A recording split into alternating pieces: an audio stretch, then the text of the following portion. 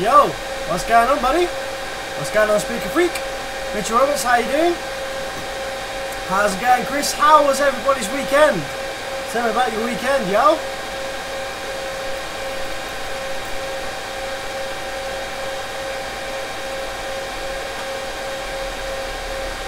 Hi, Seth. How's it going, buddy? Good to see you on the stream. How's it going, yo?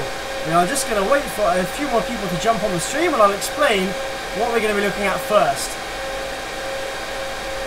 What's up? What's up, guys? How's it going, Kevin B? How's it going? Stefan, what's it going up? Good stuff. How was everybody's weekend? Let me know what you guys got up to. Mitchell says, not too bad. Put a 700.1 in place of the Banda surfboard out. Have you seen one yet? A VP 700.1 in place of the Banda. I don't think I have. No, I haven't seen one of those yet. Hello, Alexander. Good evening. Or good afternoon, wherever time it is.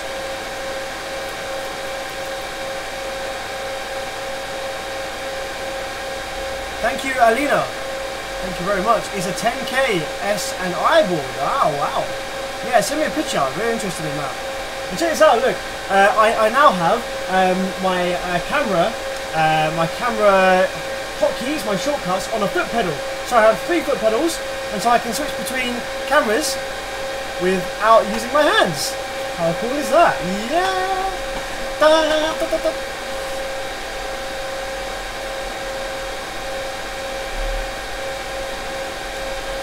How's it going, Sloth? Good to see you on the stream, buddy.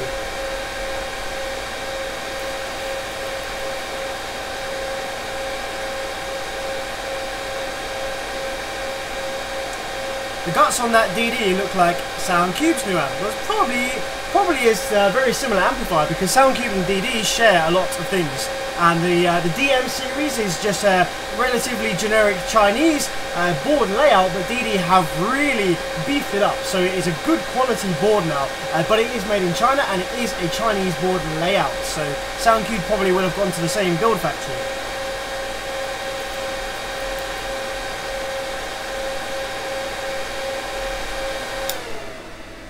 Okay, so for all you early birds, this video is titled we're looking at a bigger class AB, but, and there's a big but here, on my bench I have something different. Just for the first intro, we're gonna start things off with a bang.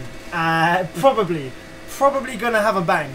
These DD Chinese boards, some of their amplifiers, yes, the A series are Chinese boards, the DM series are Chinese boards, the DMF are either Chinese or Korean, I can't remember, but the M series are not Chinese. The M series are Korean, I believe. How's it going, No Head? How's it going, Patrick? I need your address, bro. I've got some Taramp. Yeah, no worries, man. If you're based in the UK, that's fine. If you're based outside of the UK, it usually costs more in shipping than the amplifier is actually worth. So that kind of sucks. So on the bench here, just for you early birds, we've got a little bit of interesting stuff here. This is the power supply board for one of these. Now this is the Monster Beats by Dre boombox, okay? And the customer gave me one of these to have a quick look at because it was dead, it just wouldn't power on, there was no light, no nothing at all.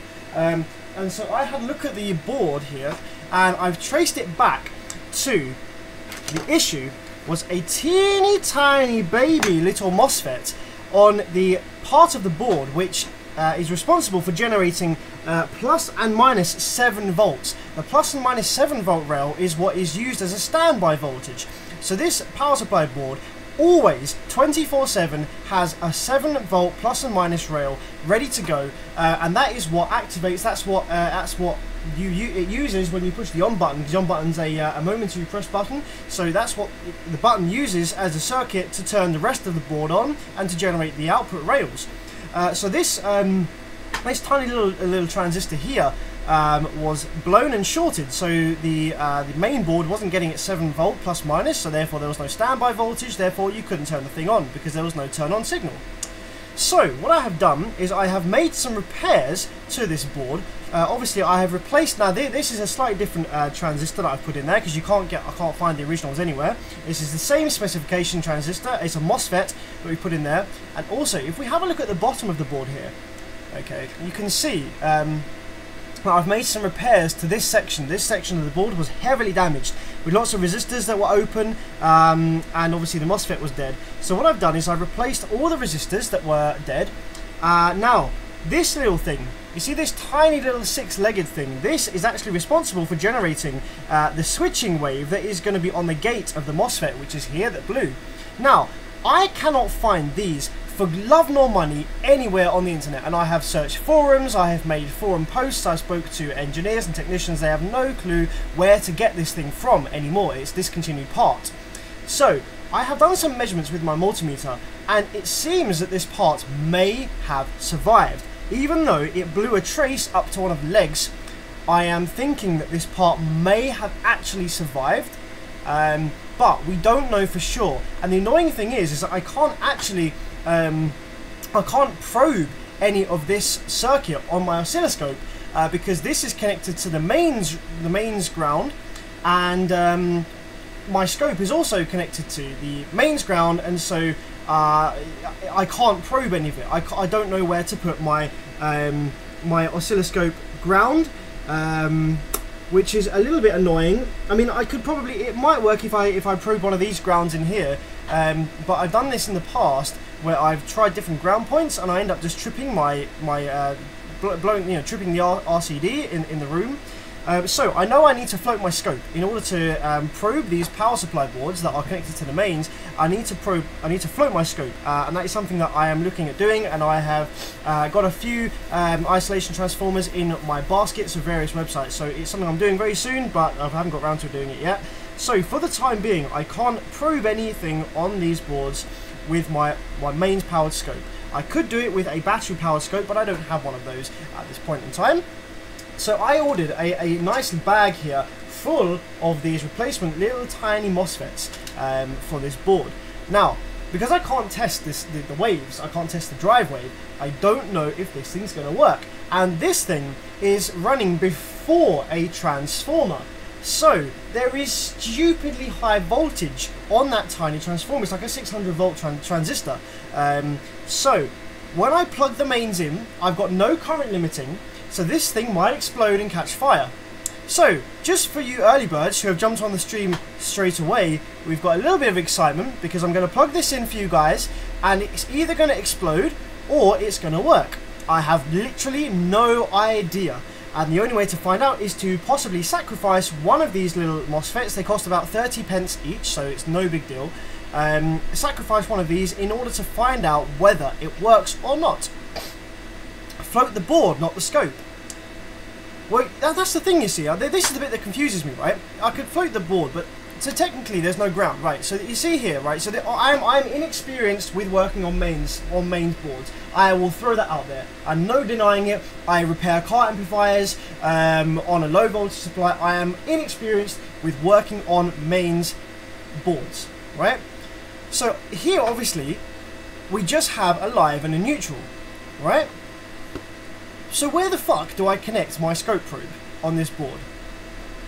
Where the fuck do I connect my ground probe on this board so that it doesn't trip my RCD? Because I've done this before. So I mean, technically, is this board floating? The fact that there's no ground on the mains input supply here, I have no idea.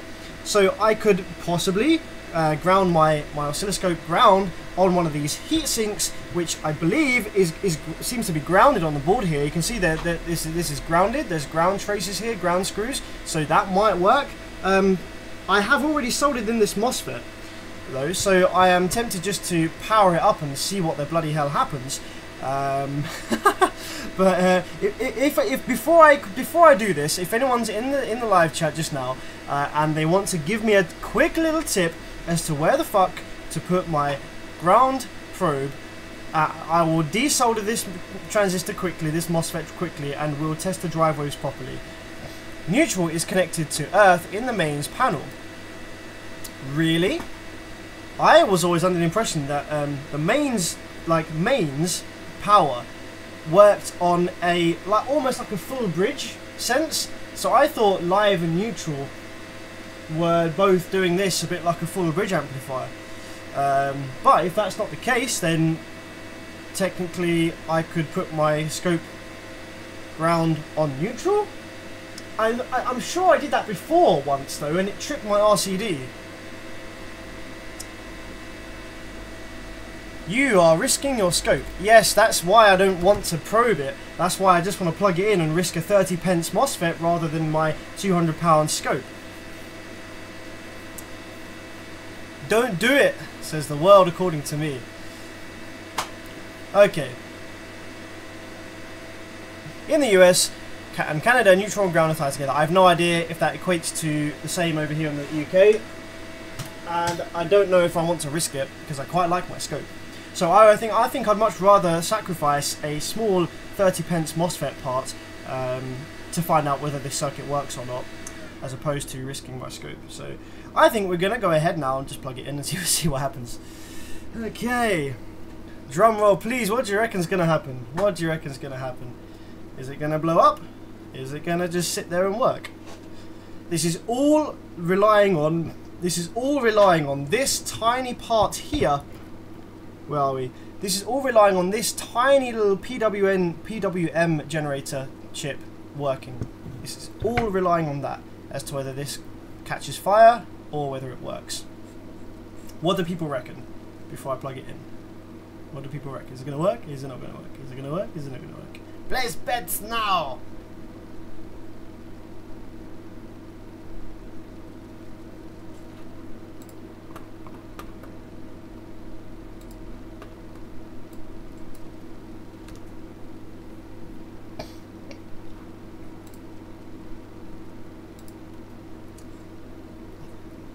It's gonna blow. Don't trust the PWM. Smoke it. Okay. People are saying that they don't think it's gonna work. A couple of people say they reckon it's gonna be fine. Okay. Are you ready? Are you ready? 3, 2, 1.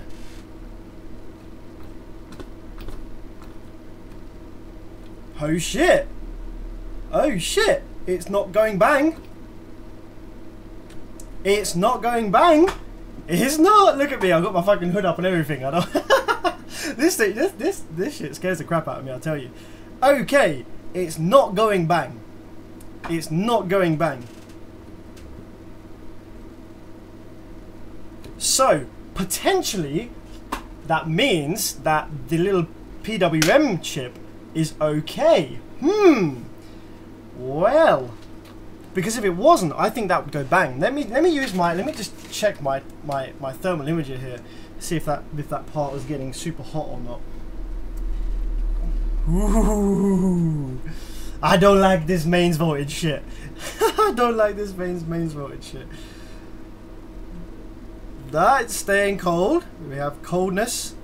We have coldness on here. Yep, we have coldness on here. Okay. So it either works or it just isn't working but not blowing the FET.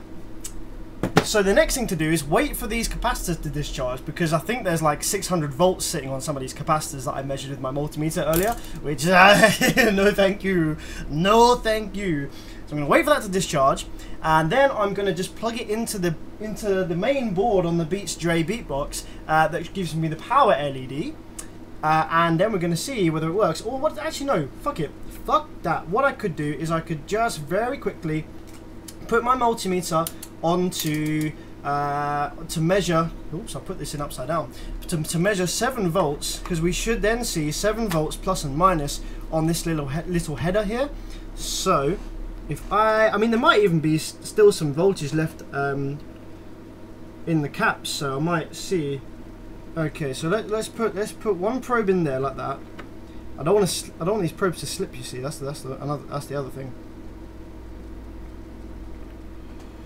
So I'm gonna put these probes in here like that. Okay, like this. And I'm gonna get my mains cable again. And we're going to plug it back in again, and let's see, do we get our 7 volts on there or not? I don't see 7 volts on there, you guys. You know, I don't see 7 volts on there. Or how about, no, how about, hang on a minute, there's a standby one. There's a pin called standby. So if any of them is going to come with anything, that, you know, have anything on it, then it should be the standby pin. So if I probe the standby pin and ground, let's see, does that have any voltage on it? That doesn't have anything on it either. Unless standby and ground need to be shorted in order for the thing to come on. So what I'm going to do then, in that case, I'm going to wait for the caps to discharge, and I'm just going to connect the headers back up to the LED so I can see if this thing actually is going to want to work or not. It might be the case that the PWM chip is actually dead, but it only will blow up when I push the on button on the main unit. So we're going to put this to one side for a while those capacitors discharge. 600 volts, not thank you. Put that somewhere on wooden top. Okay. No thank you, sir. No thank you. And we're gonna look at the main feature of this video, which is a big class AB. Now, what do we have here?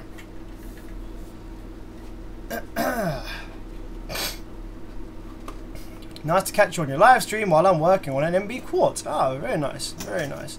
I love these vids and live streams. I haven't missed one yet. Learned so much, says Cape. Oh, wicked. Thank you very much for commenting, buddy. I don't feel like I've seen your comment yet. If you have, then apologies. My memory is terrible. It might have been during the stream where I was drinking lots of beers, and I probably forgot a lot about that stream. So, yeah, thank you very much for the kind words. And I'm glad that this is helping you.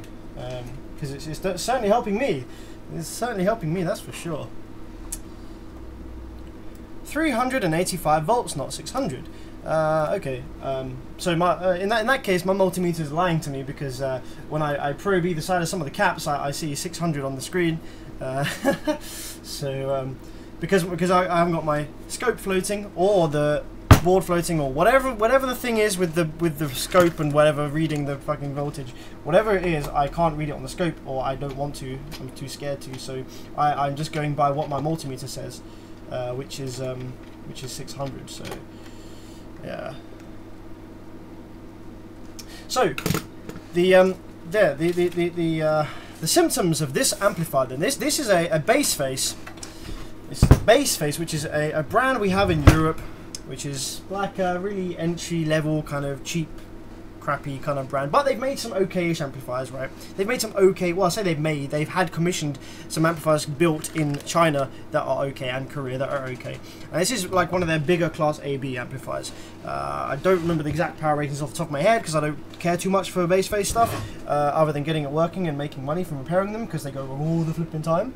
The symptoms of this one states, what does it say?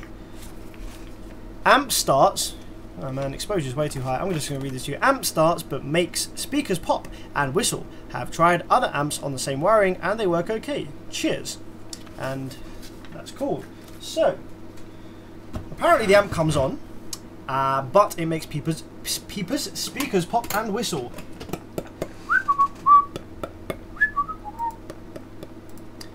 So, let's power her up then, because we can safely power her up, I reckon. If he says that it comes on, we can safely power it up. And just to make sure it's safe to power up, take our multimeter, diode setting, plus and minus on the amplifier, and there's no short circuit, so we are safe to power it up. And another thing, to all you guys who watch we've been watching the streams, I finally received.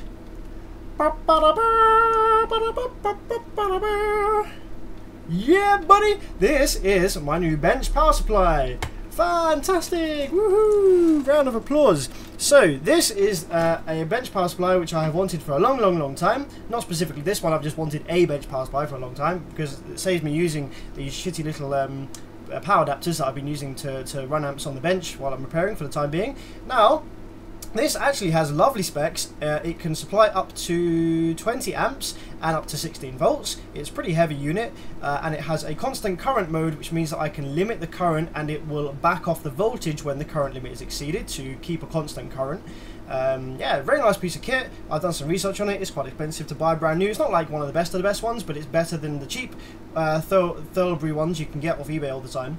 And so this is actually going to be my first time using it to power up an amplifier.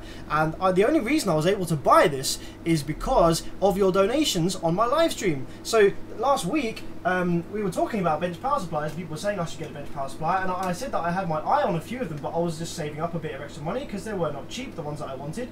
And you know, people were just like seriously generous and decided to donate like way too much money to me, and so as a result I was able to get a really nice bench power supply, which will massively help me out in the workshop and also should make my repair videos a little bit more interesting, or you know, we can see how much current things are drawing. That means I might have to get another flipping camera angle that is on my power supply, so you guys can see the current and voltage which is currently being given to the amplifier. So yeah, I'm gonna have to get another little camera hooked up so I can have that zoomed in on the power supply. Cameras galore. I've got so many cameras already as it is. Jesus.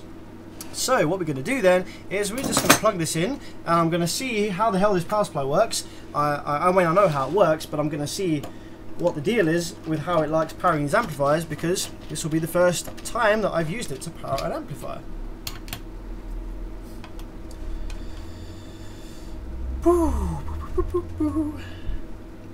Bearage, thanks to you, I now own a JBL GTO amp.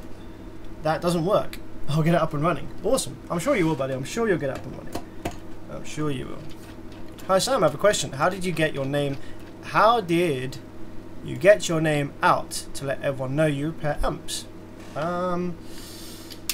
Well, the thing is I think mostly due to my YouTube channel, I'm generally, I mean, the UK audio scene isn't that big to start with. It's not huge, right? So generally, if anyone's like doing anything considerable in the car audio scene, everyone kind of knows who you are anyway. Like, so if you're selling a brand, everyone knows who you are. If you're doing this, everyone, it's like a little family here in the UK. Like, yeah, there's thousands and thousands of people that are into it, and there'll be lots of people that will have amps that need repairing that aren't in the scene, aren't on the forums.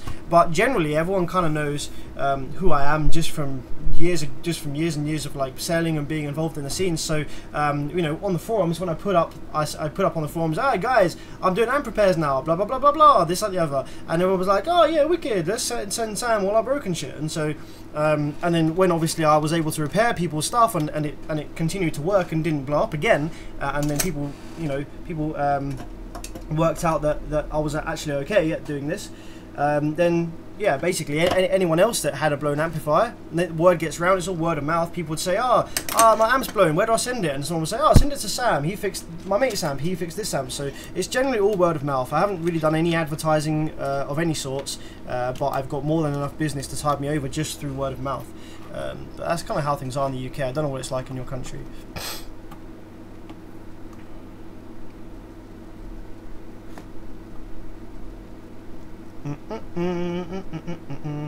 Your channel is growing with dedicated views. Thank you very much. That is very cool. Very shitty current limiting on lower currents on my supply. That sucks. Please watch EEV blog, how not to blow up your oscilloscope. I will check that out. Thank you very much, Timothy. I will check that out for sure, because I definitely do not want to blow up my oscilloscope, because I like my oscilloscope very much. I like my oscilloscope very much. There we go. That's a slightly better camera angle. Yeah, that's a bit better. I like that camera angle. Let's leave it at that. So, okay. I still have my foot pedal hooked up to my remote, so I can go ahead and turn this power supply on, and it will feed the amplifier with 12 volts, but not with remote. So let's go ahead and turn her on. Might help if I plugged her into the mains first. Tee-hee! Might help if I plugged her into the mains first. Okay, so we have 10.5 volts, which is a nice low voltage to turn these amplifiers on to start with. And I'm going to set my current. What have I got it? I've got it set at 3 amps at the moment. Okay. how do you figure out part numbers when they've been grounded off? You have to read amplifier guides that generally tell you what the common parts are, or you look at another amplifier that hasn't had the parts scratched off, that is the same board layout. But if the board layout isn't a common board layout, and if there aren't any guides on what these parts are, like for example with Sound Digital amplifiers, I've got a Sound Digital 7K, I think it is, or an 8K, E something 8K, and it has lots and lots of IC chips, and I have no fucking clue what any of them are because all the names are scratched off, and Sound Digital are unique boards to Sound Digital, and they will not give me the part numbers for them because I'm not an authorized Sound Digital repair center, so I can't repair that amp because I have no idea what the parts are. I mean, I could probably work out what they are, but it would be hours of sitting down and tracing the pins and the pads and where they all go and stuff. I could probably work out roughly what they are or what chips would work in their place, but it's a lot of fucking work. Yeah, it's a lot of work. So I mean, most of the time, the manufacturers, they'll be nice enough to help you out and to tell you what parts they are using. But if they are not, then that kind of sucks. So I'm just trying to, because obviously now this power supply is actually floating. It's actually the outputs are floating, so that's cool. I'm just going to check to see whether the minus and the ground are connected or not. Okay, so the minus and the ground are not connected, so I can't connect my scope probe to the ground. I need to connect it to the amplifier's power ground, which is what I have been doing.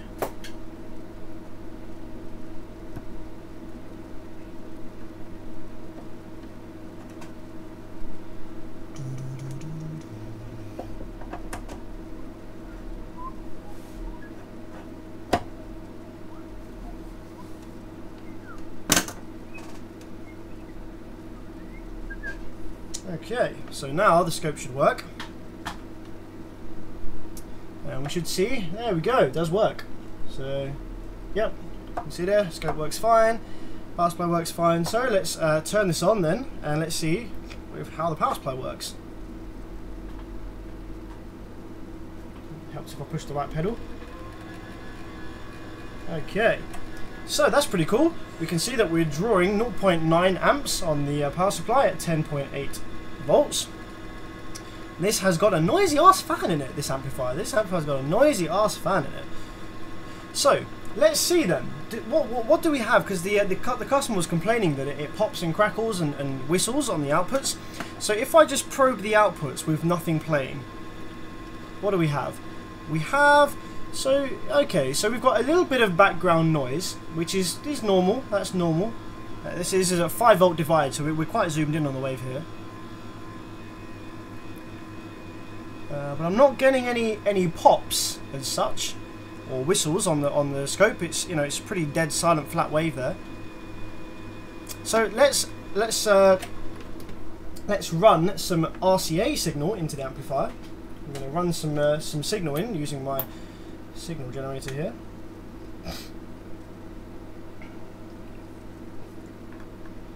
And see whether the sine wave looks clean or not. This could be a case of amp works fine and customer's wiring was not good, but he did say that he tried out other amplifiers and it was fine. So, but the problem is that if I can't get the amplifier to produce the same fault that the customer was experiencing, then I have no idea where to look for the fault. So let's turn this to flat, so this is going to play flat. Turn it back on.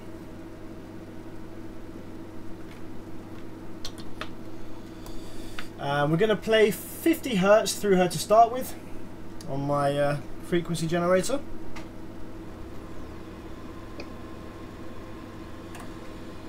So let's probe her up in here. We need to probe the positives of both channels. So we've got this one here. So let's turn the generator on. Woohoo! Okay. Looking good so far. Let's turn her up. So we've got clip point at there. So let's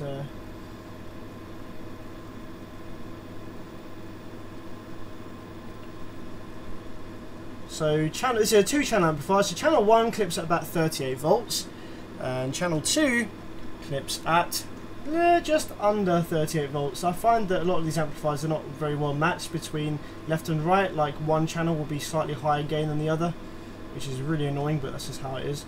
So 39, there you go. It clips at about 38 volts there. Okay, so that's a nice clean sine wave. That's a nice clean sine wave. So we're running this at 10 volts at the moment. So let's see what happens when we increase the voltage into the amplifier, because sometimes issues are only present when the voltage is increased. So I'm going to go ahead now. You can see the scope here. Now this shouldn't change when I increase the voltage, but the clipping point will. So you see now this is going to be an interesting thing for you guys. If I push this into clip, okay, so we're giving the amplifier 10.8 volts, right? And this is clipping here. You can see that on the scope there. Now, if I increase the voltage into the amplifier up to 14 volts, it won't be clipping anymore. You see how the clip is slowly going away? 11.4, 11.5, 11.6, 11.12, and now at 12 volts, and the clip has completely gone away. So this shows you that with higher input voltage, you clip at a higher level. So voltage drop equals clip. Well, you clip at a much sooner point. So if I now go back down to 10.8 volts, you can see the wave starts to clip again. Hey, Mr. Clip, how you doing? So we're now back at 10.7 on the input, and we have some clipping there. So I'm turning the fine adjustment up. And we can get to 12.2. So I'm now going to turn the coarse. Up. And I want to be very careful because I think the coarse is quite sensitive. So I'm going to turn the amplifier remote off. I'm going to turn the coarse up, and we're going to get to 14 volts in here.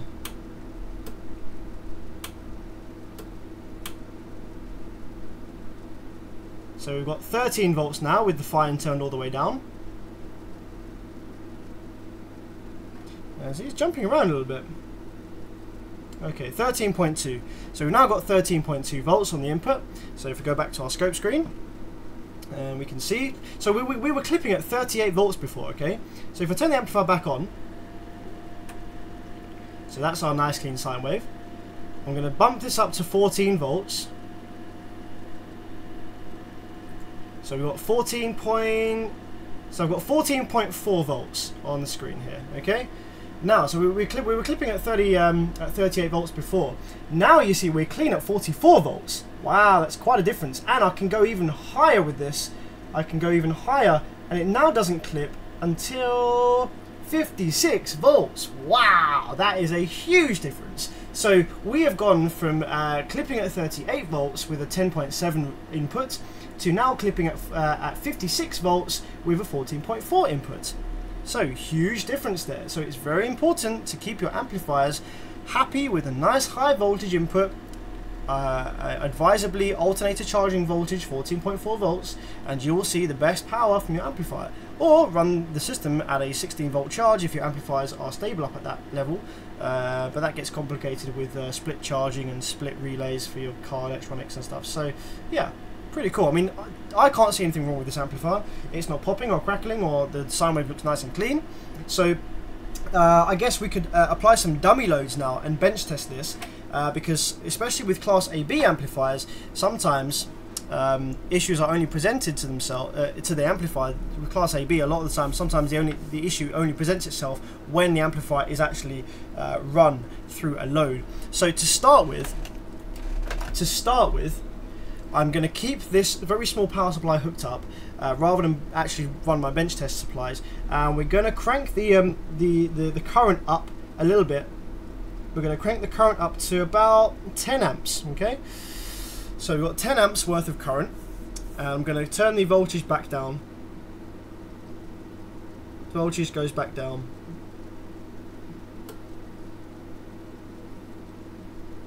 And I'm going to get a 4 ohm load. So I'm going to plug a 4 ohm load into each channel. And I'm going to make sure that the wave still looks nice and clean, driving a 4 ohm load to low power. Because applying a load and even running it on low power will show up any issues if they are present. So let's plug in this 4 ohm load. Evening, Lee. How's it going? Thanks for jumping on the stream, Lee. What are you up to this evening? How was your weekend, buddy? Ooh. Have you ever repaired an amp and it blows as the customer used it? Do you mean like when I give it back, he blows it again? Yeah, I've had that. I've had that a couple of times. Most of the time, it's the customer's fault. It's a wiring issue, or he's wiring it to too low impedance, and that shows in the damage that's caused on the amplifier. But I have had once an amplifier that came in with a blown power supply, and the power supply blowing seemed to be as a result of the amplifier being wired backwards. So the positive connects to the negative in the amplifier. So I repaired the power supply section and I gave it back to the customer. He used it for 2 hours and it blew again, and it blew the same parts. And it turned out to be a shorted transformer, which I missed the first time round, because the transformer short wasn't presenting itself to me at the time. But it was only when it was on his box and vibrating that the transformer was presenting the short. So obviously I repaired that for him free of charge. Is that your new PSU? Yes, it is, my friend. Yes, it is, my friend. My brand new PSU. How many amps can you output? On the bench, on the test power supply, 20 amps. On my full power supplies over here, 350 amps. Well, these are underrated, so I can probably pull like 420 amps from these Dell server power supplies, and it's no worries. Not been bad. Been at Ryan's all day. Okay. So I've now applied a 4 ohm load to each of these amplifiers' 2 channels. So let's turn my the voltage down a little bit on my frequency generator, because we don't want to run this into too much power just yet. So let's power her back up again. So we're back down at 10.7 volts, and we're going to just probe the outputs here and make sure the wave still looks nice and clean. Make sure the wave still looks nice and clean when we are driving a load. So let's zoom in here on the wave, and let's turn it up a little bit, and we can see on the screen here we're starting to pull. We're now pulling 4.6 amps. So I'm gonna keep this going up until we're pulling about 10 amps. So I've got 9.6 amps we're pulling here, and we've got a nice clean sine wave that looks like this. So that's looking good from channel number 1, and channel number 2, again, nice clean sine wave. So yeah, I guess the only thing to do next is to actually bench test this on full power, and that will be interesting to see how much power this thing actually puts out. But yeah, I mean, I can't see anything wrong with this at all. It's playing nice clean sine waves, so it must be something to do with the wiring. And although the customer did say that he tried other amplifiers and there was no issue, well, different amplifiers have different methods of grounding and ground loops and ground isolation and stuff like that. So it could be that he had a ground loop issue in the car, but this amplifier was presenting that as an issue, but other amplifiers were isolating it. So in that case, there's nothing wrong with the amplifier itself. It is a wiring issue, but it does depend sometimes on what amplifier you're using as to whether the issue presents itself through the speakers or not. So I might put this one to one side because I'll bench test this later, because that's kind of boring, unless people want to see what power this thing makes. But Bassface isn't a brand that's worldwide, so I doubt most of you will care too much what this amplifier actually puts out, because it's probably not something that can be had in the majority of countries. So we'll take a look at something else instead. Lovan sends me 20 Norwegian kroners again. How is the new power supply working for you? It's fucking brilliant, buddy. It's wicked. I've done a little overview earlier on the stream, so if you've sort of joined the stream relatively recently and you missed me going over the power supply, then I'll go over it again for you just quickly now, so you can see if you contributed to donations that went towards this power supply. Thank you immensely. So this is an EPS power supply, 20 amps, 0 to 20 amps, 0 to 16 volts, and it has current limiting, so we've got a constant current mode. So what happens is I can set a current limit. Now, actually, let me turn it on. Let me just isolate, unplug these so I don't short anything out. So we can turn it on, And obviously we've got the coarse and fine for the voltage setting. I run it at 10.6 to start with, and I can test things at 14 volts, which is so much easier than having to unplug and plug in different power supplies. And my current, I press this preset button, and then I can obviously set the current limit. And once the current reaches my set limit, the constant current LED lights up, and it keeps the current the same, and it starts reducing the voltage to compensate. So I always stick with my maximum current that I've set, which is really, really nice. So when I'm powering amps up on idle, I can limit my current to, like, I don't know, 2 amps, 1 amp, etc. And the thing will come on slowly enough for me to see whether there's an issue or not, which is really handy. And I can obviously turn the current up when I want to run some small power into my dummy loads, as I did just then on the bench. Yeah, really flipping awesome. Just what I needed. I needed something that was low voltage like this, but with enough current that I can make use of that when I need to. It was literally the perfect little power supply for my use. And it's quite a nice quality one as well. They're quite expensive to buy brand new. These, I did look up how much they were new, and they're not cheap. So I think I've got quite a good deal, and it is all thanks to you guys who donated and contributed on the live stream. So many thanks. I'll be using that in all my live streams going forward, and it's going to be very useful because we can see then how much current the amplifiers are drawing at idle. So if you watch enough of my streams, you'll start to get to know how much current these amplifiers should be drawing at idle, and similar amplifiers, so that if you've got one in the workshop and you've got a supply that tells you the current that's being drawn from it, you can compare that to the stuff that I'm doing to see whether there's actually still something you need to look at if there's an issue. If the amplifier is drawing a little bit too much current on idle, then that's something that you need to look at. Have you ever worked on or fixed an epicenter before? I haven't worked on one before, no. I've been asked to, but I've said no for the time being, just because I've got so many amplifiers to work on. You should install shelves. Yes, I should. The plan is to actually build a fantastic workbench with all shelving, different levels, and like wall brackets for my scope, and, like, you know, really nice setup. But to do that, I need to take like 3 weeks off work, and I've got too much work to do at the time being to take 3 weeks off work. So I'm just gonna stick with my little makeshift bodged up workbench for the time being. It makes me money, so that's all good. Where do you get those dummy loads? They are from eBay. So the dummy loads are just from eBay. They just type in, I can't remember what it is. It's called like test load, dummy load, 1 ohm, 4 ohm load, whatever it is. They're 1000 watt, 4 ohm, and I've got 4 of them, so that gives me 4000 watts continuous at 1 ohm.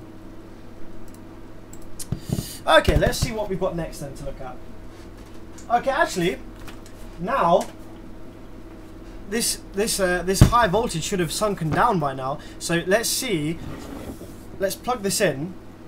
So if anyone that wasn't on my stream right at the start, this is a Beatsbox by Dre home audio speaker, and I was repairing the power supply board, which had blown up the standby voltage regulator. So I just fixed it, but it was a bit scary because I didn't know whether it was going to work or not. So I just plugged it in and wasn't sure if we were going to see spark and flames or not. But no, we're all good. We didn't see sparks and flames. So now what I'm going to do is I'm going to plug it back into the main boards here, and we're going to see whether it comes on or not. It might not. How are your Technics SUVs holding up? They're still going strong, my friend. They're still working wonderfully. I use them in my home theatre. I still use them to this day in my home theatre. It's fantastic. Works really well. So this is the LED. This is the LED, so I'll see the power light come on there, hopefully, if this thing works. And I need to plug in, what's this one? What's this one? I cannot remember what that one is. That one goes in, so one of these goes into the volume over here, which I don't need at this point. But what I do need is the one that goes into the power button, and that one is this little one here. So I need to get that over. To plug that one into there so I can use the power button.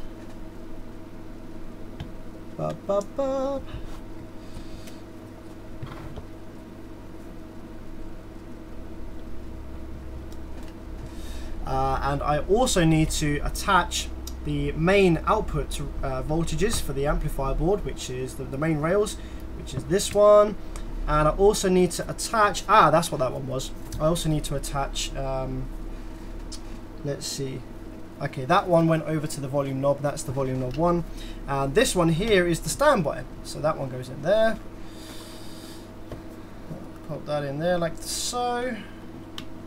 Okay, so that's everything plugged in to run a test, and I want to get this, that's unplugged itself. I want to get this at a level where I can quickly rip out the mains socket if it catches fire. So okay, let's get my mains plug.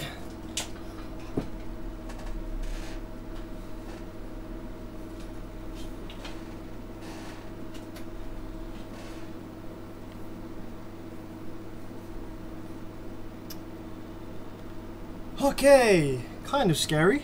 Let's see what happens then.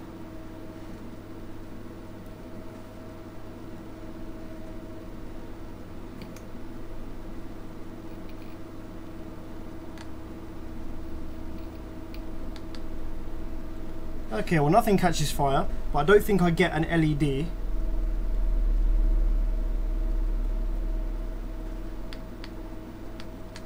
No, I'm not getting a red LED to show that the thing is working. So the red LED should be on here. The red LED should come on here. So I'm thinking the PWM IC is dead. Unless I'm just missing something that I haven't plugged in yet. What am I missing? I'm not missing anything, am I? That goes in there, that goes in there, comes out there. This is for the volume knob, which we don't need. Unless it does need, let's just plug the volume knob in just to see if it needs the volume knob. I'm sure it probably doesn't, but we'll plug it in anyway. And the only one left is the iPod connector header, which we don't need at all. That's not required whatsoever. So everything else is plugged in.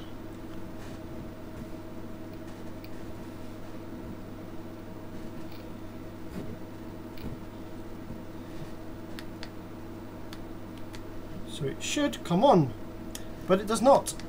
It does not come on. Okay, so there's still issues with this then that I will look at another day. Let's carefully pick this up because this will still have lots of high voltage on the capacitors.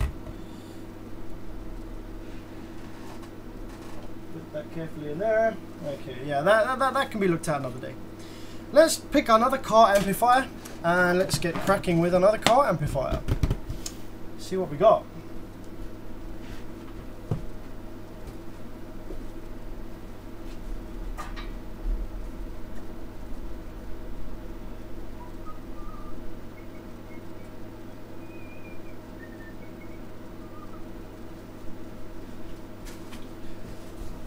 Okay, I've got an interesting one. So who would like to see a Lanzar 7K repair? I've got a Lanzar 7K which needs some fixing. So I think that one's actually that one's next in my list of things to do anyway. So we can do a Lanzar 7K. Who would like to see a Lanzar 7K repair? Quite a big amplifier. Does make rated power. Does make good power. Olaf says some small one like 75x2. I have got some small ones that need repairing. So people would rather see a small little Class AB repair, or would they rather see a nice big Lanzar 7000 RMS repair? Need to make a little bit of space on my bench actually if we're going to do that one. A little bit of space on my bench. Because it's quite long, and the problem is now is that this is why I need a new bench, because I'm starting to slowly run out of space here.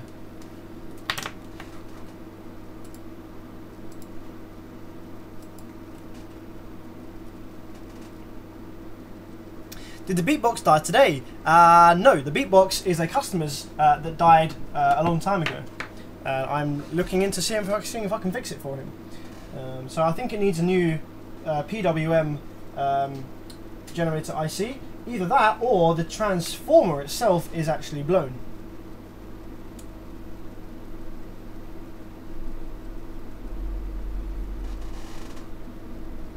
I'd watch any amp repair regardless of size. Oh, thank you. Felix wants a small one. Kevin wants a Lanza. Go for the big one. Lanza. Sam, I would like to thank you for suggesting BACE1. Awesome tutorial. No worries. It's a great tutorial. Big Lanza. Hopefully it's an Opti. Yes, it is an Opti. It is the Opti. I have one to do. Please do the Opti drive. Okay, so the majority of people are saying to do the Lanza 7K Opti drive. So that's what we're going to do. That's what we're going to do. You'll have to bear with me for a brief moment while I go and get the large ass board. And also a drink.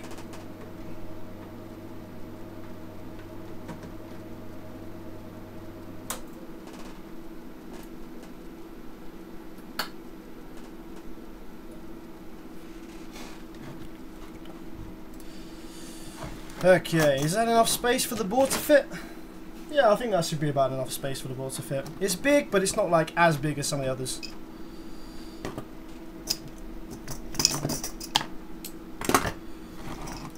Okay, BRB, and I'll get the amplifier.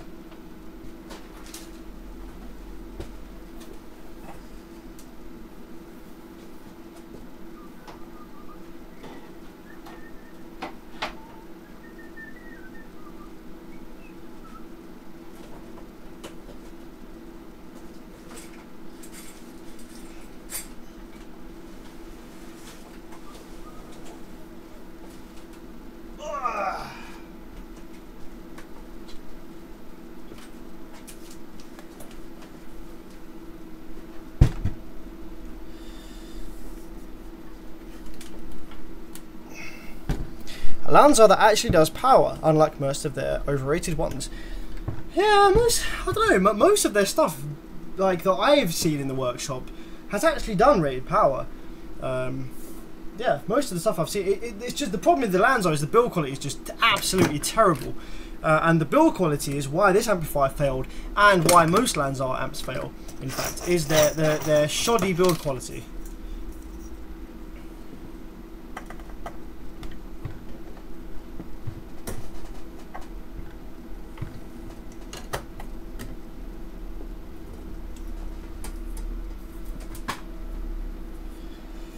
Okie dokie. So, I've already had a quick look at this one with the customer to see what the issue is.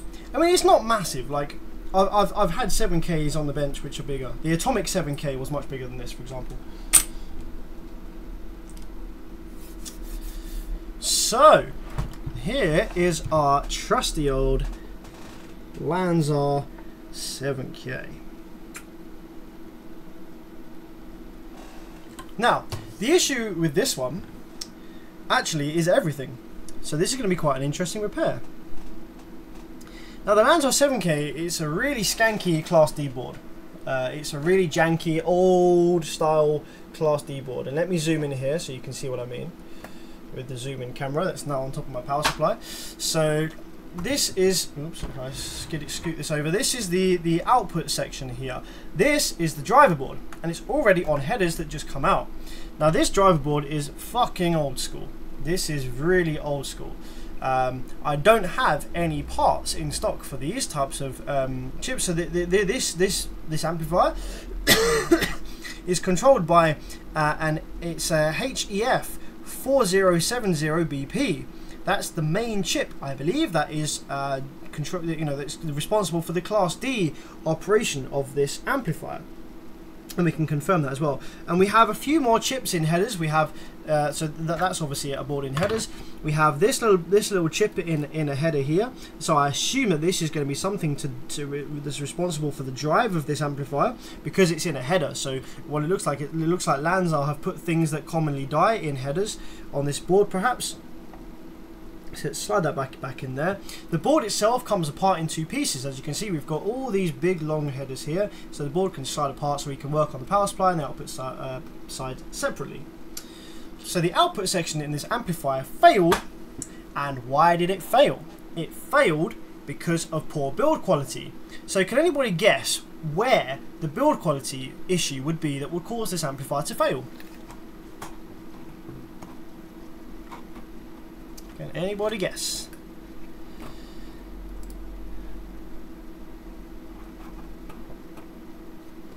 What's the deal with some amps having massive toroids with more windings and some having large toroids with less windings?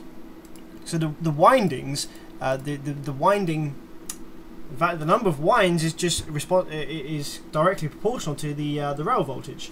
So when you see all of these here, these look like they've got loads and loads of windings. It's not that many. It's just lots of smaller bits of wire that are all put together, and then they're all wound together for higher current capacity. It's actually better to have multiple smaller strands of wire that are all together and wound than it is to have one single big thick piece of wire. And H1 Nicholas will explain that to you if he jumps on. He's good at explaining that. He explained that to me on a Taramps video that we did.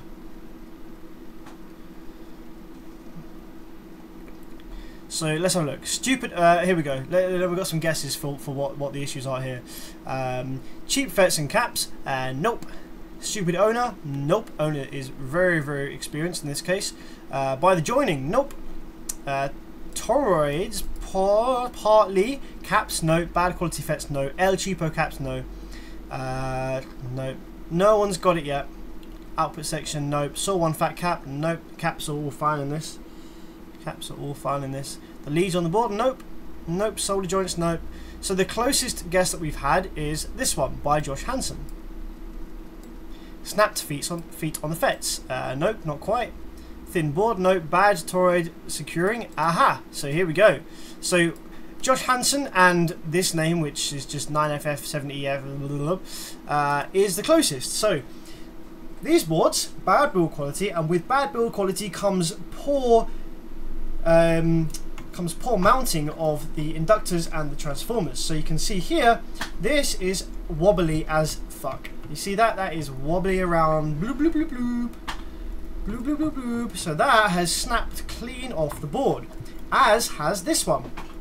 Both of these have snapped clean off the board. And this is extremely common with Lanzar OptiDrive amplifiers because they have absolutely shoddy build quality. So if you're thinking about getting a Lanzar OptiDrive, like one of the newer cheap build quality ones, they do make just about rated power.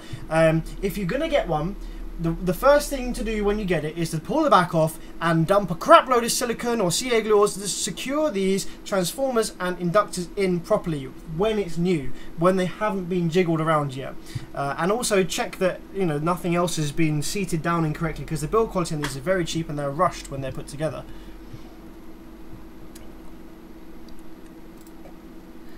So at least a quick repair. No, my friend Olaf, this is not a quick repair. Because these two snapped off the board, it has killed the whole output section and it has killed the whole power supply section as well. So the power supply section is all smoked up. I don't know if you can see this yet on the camera, but in here we've got like blackened smoked FETs in here for the power supply. So the power supply is all dead and the output section is also dead on one side.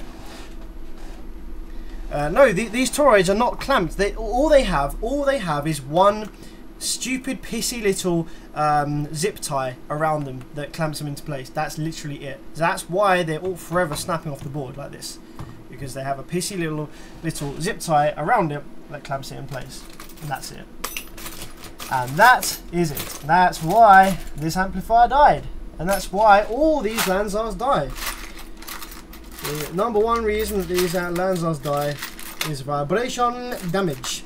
Vibration damage.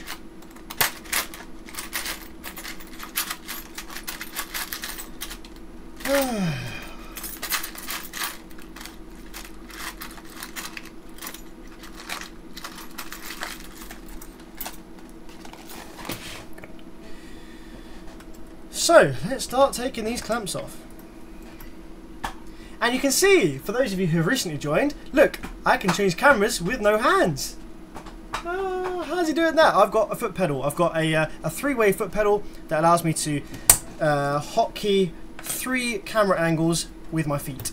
So I have 4 foot pedals now down underneath the workbench. I have camera, this camera 1, this camera 2, this camera 3, and the 4th pedal is my pedal for the remote to turn the amp remote on and off, so that if something starts catching fire, I can just quickly release my foot from the pedal, which is quicker than having to go over and pull the cable out.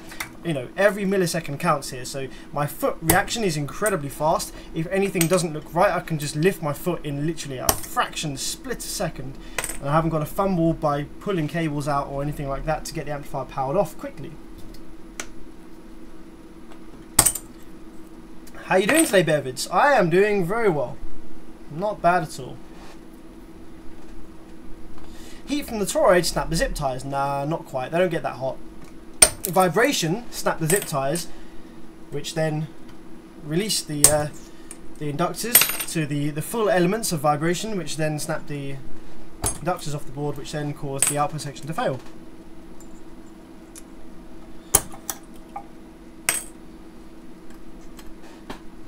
Oh wow, okay. So you know how my foot I just said that I had foot pedals, yeah? This is stupid. So the 3 foot pedals that I've got here, I thought that they would have their own custom like button map. So you know how when you have a gamepad, like if you're into computer gaming and you plug in a USB gamepad, a joypad, pressing the buttons, they're differently mapped to the keyboard. So like, you know, it's not like they're mapped as A, B, C, so you can't go to Google and type with your joystick, right? But I've just worked out that this foot pedal that I've got is actually mapped as A, B, and C on the keyboard. So whilst I've been pressing my feet on the pedals here in the live chat, it has typed this A, B, C, A, B, which I have just pressed enter on to show you that's what it's typed.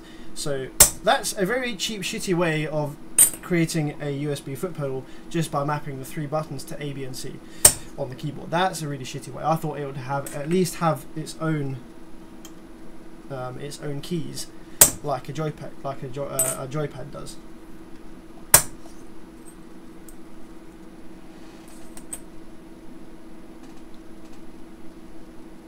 And maybe one to put the kettle on. Yeah, and also maybe one with the beer on tap. So I can put my beer, press the foot pedal, and the beer comes out. That'd be great.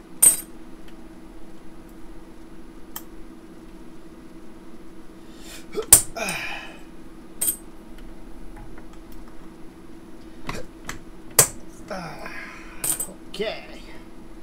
So I'm hoping this is going to be a relatively simple repair and we don't get too many headaches with this one. It is a power supply and output section, but these old school output section designs, I've from memory are a bit more rugged.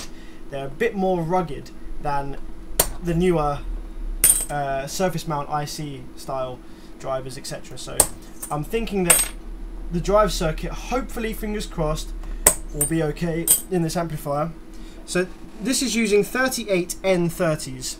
The FETs which this is using is 38N30s, which aren't the best that could be used. So when you see FETs, so the FETs which are marked as FQA or FDA, their markings, so like 38N30 or 69N25, the first number 38 will generally refer to its current handling, so 38 equals 380 amps, and then you have an N because it's an N channel MOSFET, and then the 30 is the volts, so 30 equals 300 volts. So this is a 38N30 380 amp, what the fuck, 38 amps, right, let me start that again.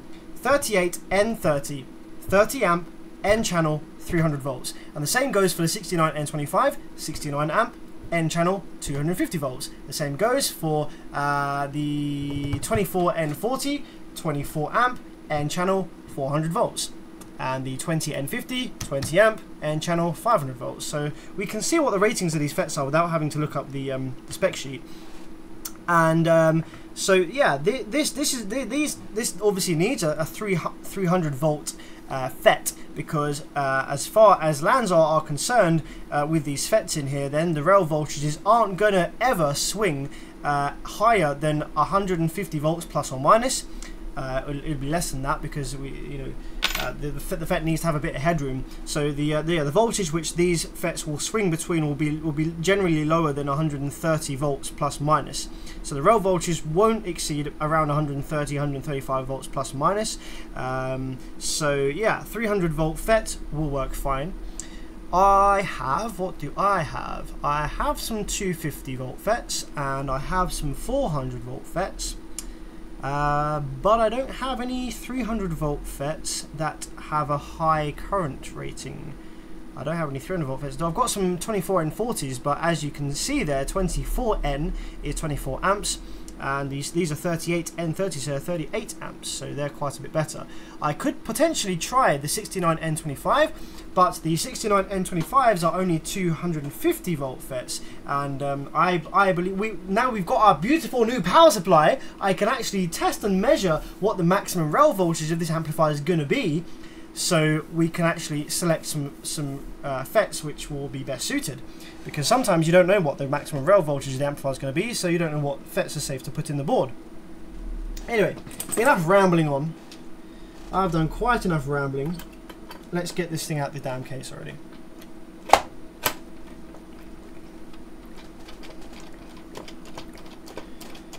If you're nerdy enough, you could write a custom kernel mode driver to handle the input as a joypad. Yeah, man, I certainly could, but ain't nobody got time for that. I've got amps to fix, bruv. So, no $2 for glue and amp dead, not good. I know, my friend, Olaf, I know. It doesn't cost much, doesn't take much time, but Lanza, or, you know, whoever are building these amplifiers, they do not care about the customer.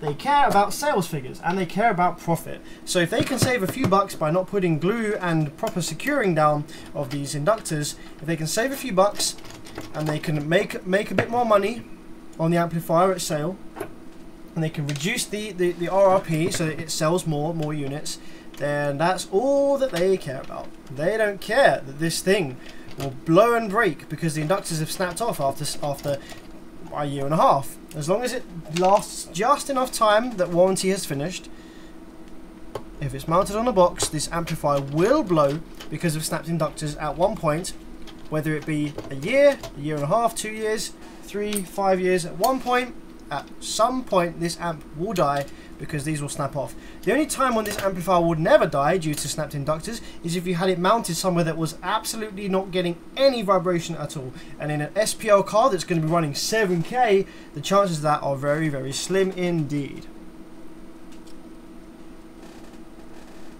So I think that's all the screws out the main board. Just got to do the ones on the side.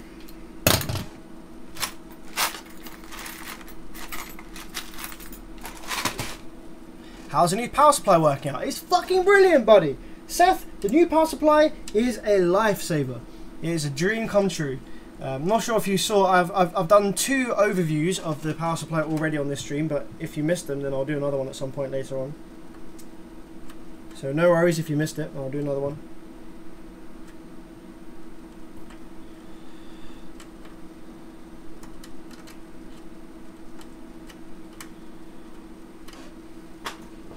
I'll never buy one, but it looks like a weak 7K for a Korean board. I think it's a Chinese board, actually. This isn't, I don't think this is Korean. Nah, this ain't Korean. I'm pretty sure this is a Chinese board.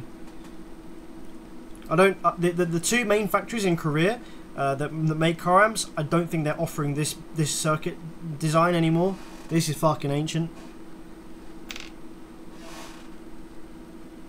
It's like dinosaur 7K right here. Why not just build a PSU yourself? Firstly, I don't have the time. Secondly, I don't have the experience or the knowledge to build my own current regulated, adjustable voltage, adjustable current power supply. Hell to the no.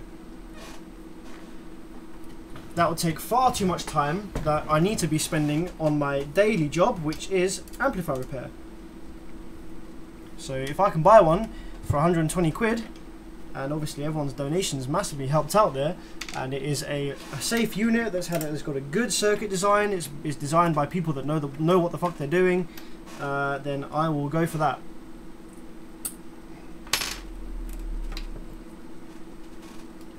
I mean, don't get me wrong, I could build myself a power supply that worked, that output different voltages, but to design one that has an effective, usable, constant current mode would be complicated, and also one that is safe.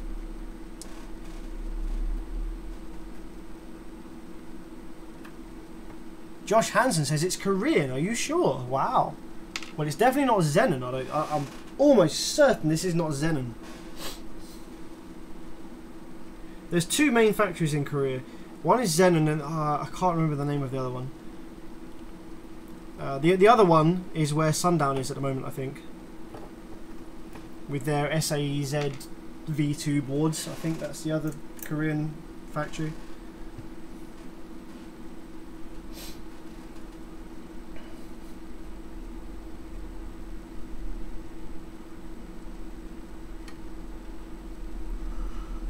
I got a dry ass mouth. I'm gonna need to get a drink pretty soon. Do you repair home amps? Nah. Not for the time being, anyway. I got enough business in the car amplifier stuff, and the home amps tend to be a bit more of a headache than the car amps. So nah, not yet anyway. Maybe one day. I have a kicker, 50-100.1 here. It measures 23.5 ohms between power and ground. The FETs and reverse polarity diodes are removed.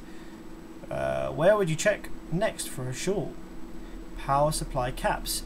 Yes, potentially the power supply caps might be an issue. Also, if any of the drivers are damaged, some amplifiers, the PNP. No, what is it? Is it NPN or PNP? I think it's the PNP driver. No, one of the drivers needs 12 volts sitting on one of the pins, and in some amps it is actually just connected to a constant source of voltage, and some others it's connected to some switched voltage when you hit the remote. So it could be the power supply driver transistors. So check those. If you're really struggling to find where your 23 ohms is, then what you can do is you can take a low current power supply, like a sort of 5 volt low current power supply, and you can feed that into the amplifier and see what heats up. So you can, if you haven't got a thermal imaging camera, you can use some alcohol and see what's getting hot, or you can just feel with your hands. Or if you don't care too much, you can actually give it some more current and see what starts smoking, and then you know that's the bit that's dead. I've done that before on cheap amplifier boards. Cheap amplifier boards I don't care too much for. I was like, where the hell is this short? So I've just dumped like car battery style current to the board and see what smoked up, and I was like, right, there you are. But that's only on my own amplifiers. When I was learning amplifier repair, like a year and a half ago, and I was just like, look, I need to know where the flipping hell this short circuit is. I can't find it. Like, there's so many things in parallel that it could be. I'm going to spend hours here taking shit off the board until it goes away. So I'm just going to dump some current at it and see what starts smoking. And yeah, it worked. I dumped some current at it. Something started smoking. I removed the smoking thing, replaced it, and it worked.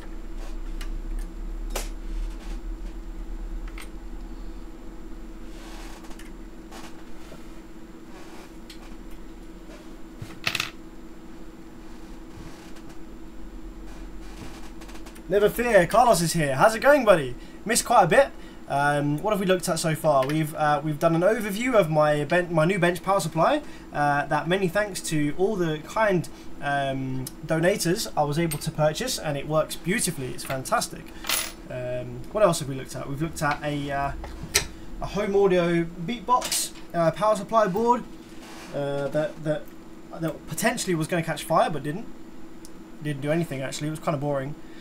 We've looked at a Class AB amplifier that the customer claimed had an issue, and it doesn't have any issues whatsoever.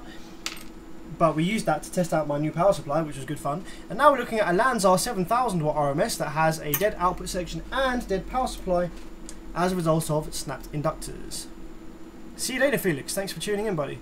What's the future of car amps? Brazilian full bridge style is probably the future of most car amplifiers once somebody actually designs one based on the same sort of circuit that works reliably. Yeah, so very, very small, all surface mount drive circuit, modern high current FETs, high voltage board, PIC controlled probably for you know, decent protection circuits and stuff. But yeah, that, you know, there needs to be some work done, I think, still on the design of those. Korea has actually started to bring out some of its own full bridge, small style, high power boards. Vibe Audio do one. What's the other brand? DS18 also commissioned Xenon to do one of those. And I think so far they've actually been alright. They've been seemingly more reliable than the Brazilian versions. So I think Korean built full bridge, high voltage, high switching frequency, PIC controlled amplifiers is probably what's going to take off. But who knows?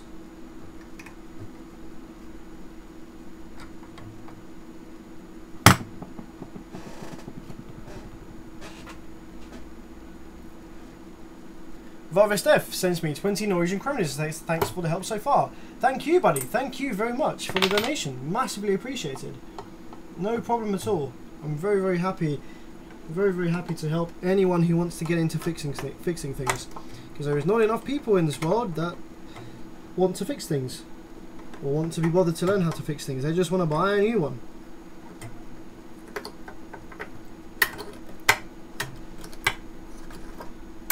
So yeah, anyone who wants to learn how to fix things, I am more than happy to try and share some of my knowledge that I've gained over the last year or so in amplifier repair.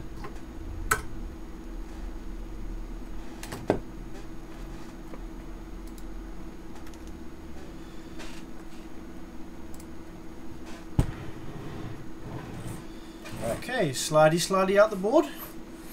Slidey out the heatsink even. Let's put this down here for a second.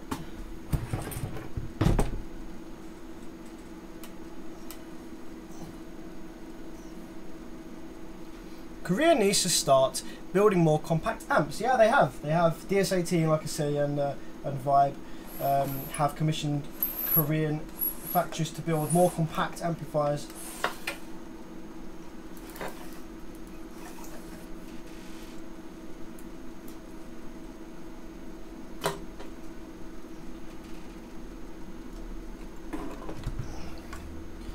There's a small compact Korean board doing 10k at 14.4. Seems relatively reliable. Seems relatively reliable at the moment. Because if any of them are blown, then I probably would have had them in the workshop. Okay, so this is our board. It's not massive. It's not huge compared to the Atomic 7K. The Atomic 7K was hanging off the edge of the bench. So yeah, it is more compact. And it does come apart in two pieces, I think. It might be screwed from the bottom, I can't remember on these ones. Nope, no screws, so I should just be able to pull away at this. There we go. Just walk it out. It will come apart. There we go. So yeah, output section, power supply section. So you can see how small the amplifier could be if the car provided it with the correct voltages to start with. So that's the bit that does the 7K. This part of the board is just responsible for changing 12 volts into whatever is required for the amplifier. So yeah, we're going to start with the power supply as always. Start with the power supply, output section later. And for the power supply, we are going to start first of all by removing all of these, well, I think most of these 064 ends. Not all of them may have blown. We may have only lost some banks, so we can keep some of the banks which survived, provided we make sure that we run the same batch in each parallel bank, or per transformer. I actually prefer running the same bank per transformer.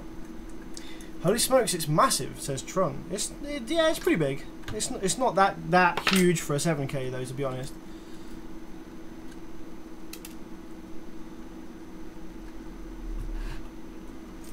So we're going to take our multimeter. What I'm going to do is I'm just going to stick it on the power terminals here. so that it goes beep like this. And I'm going to keep removing FETs until it stops going beep, and then we know we removed all the shorted ones.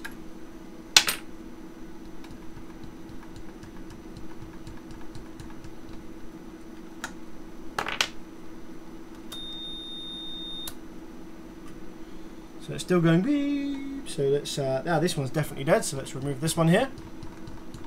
So we've currently got 5.6 ohms on the multimeter. So this will probably start to rise as we take off each one. So we have 5. It's not risen yet. Let's have a look.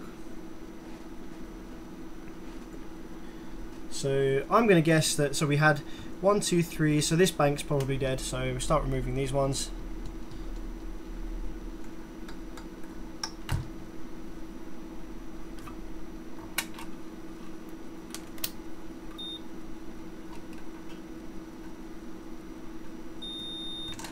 Yeah, so this bank's all dead, so let's remove all these.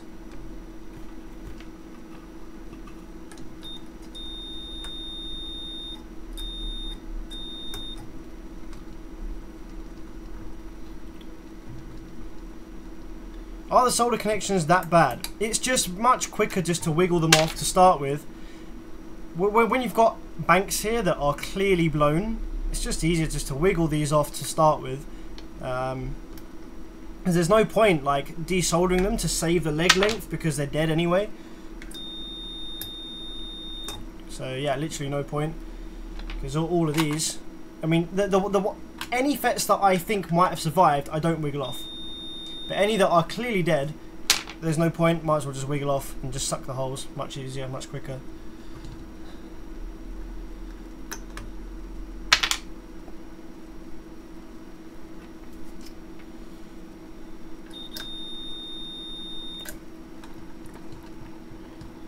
Loose inductor, says Brandon. Yes, my friend. Loose inductor on the output section is what killed this amplifier. And what kills most Lands R7Ks.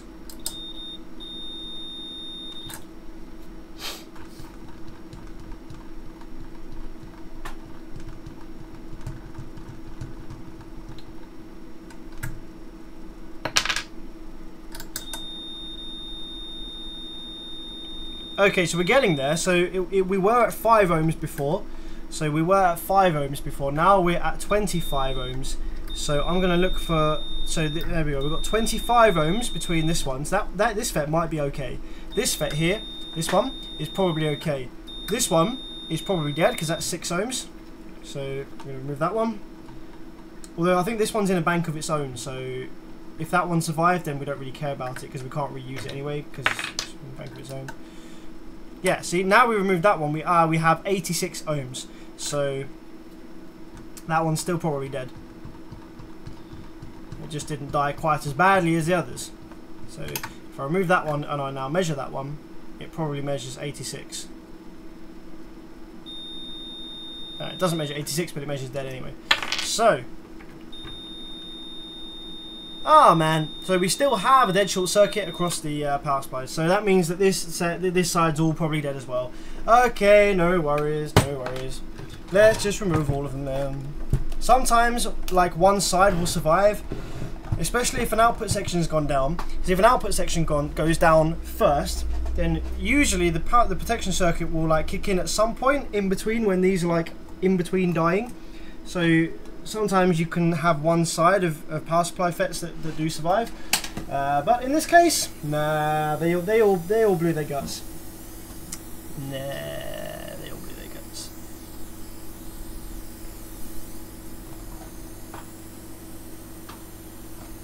Look at that, shiny mirror board, shiny mirror board.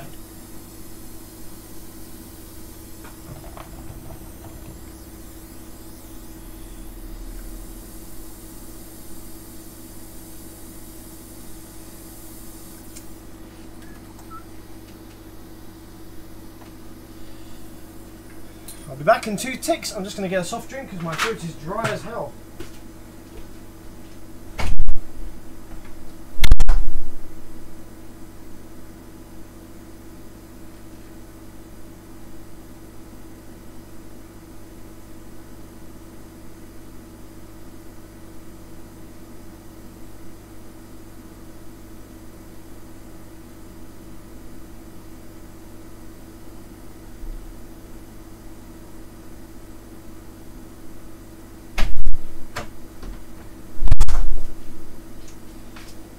So in my fridge I found a Pimm's and lemonade. Pimm's? How British. This must have been left round when someone's girlfriend came round, so we'll try that, see what it tastes like. I'm not a massive fan of Pimm's. Pimm's is like, I think Pimm's is a British thing.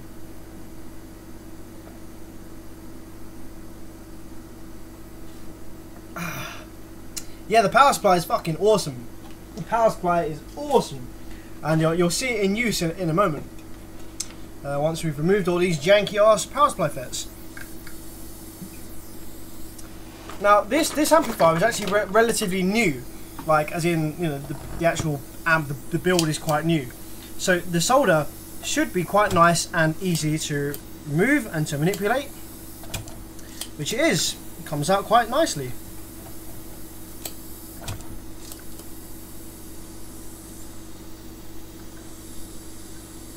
And I do have a solder sucker, but those of you who have watched my live stream before, when I have used my solder sucker, I can do about 3 or 4 of these pads, and then I have to take the thing apart and remove it. I am saving up there, so obviously my main priority was to get a bench power supply, which we've got.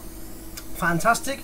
The next thing which I'm saving up for, with the Patreon donations and just generally income from repairing amps, is a nice Hakko desoldering gun, which will make this process a lot easier and quicker, which means that I can work through more amplifiers and my work becomes more efficient.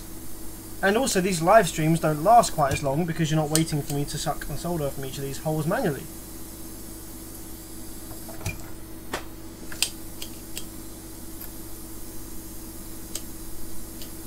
Wait, are you drinking out of a carton? Yeah, I can't, you know, what, like, I'm the only person that drinks this juice. So, you know, I get it, it's kind of janky if there's like a few people in your household that drink the same juice from the same carton. But, literally, I am the only person that drinks the juice. So, I just drink it straight out of the carton because it saves washing up.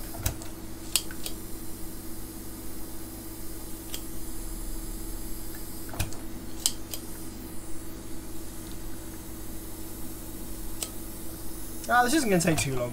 This isn't going to take too long. We're over halfway there. Oh, we're halfway there.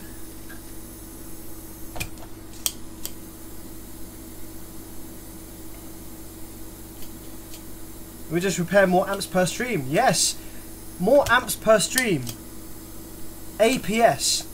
That is a nice little shortening. It. APS, amps per stream. So I could make a graph of the APS over time and it would be a nice steady incline.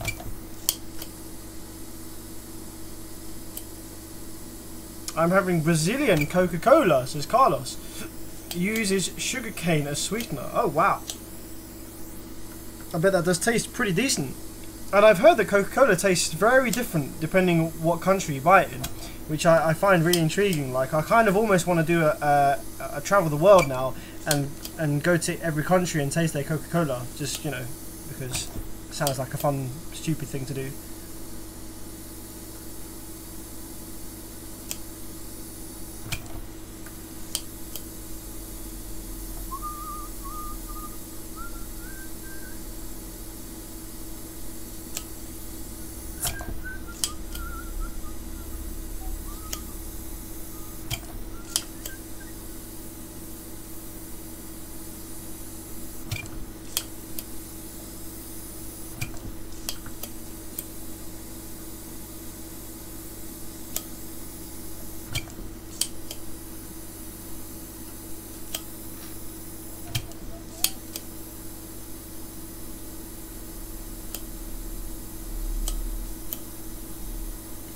You must be a bachelor.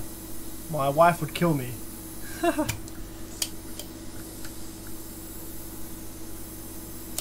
Nah, I just wear the pants, you know.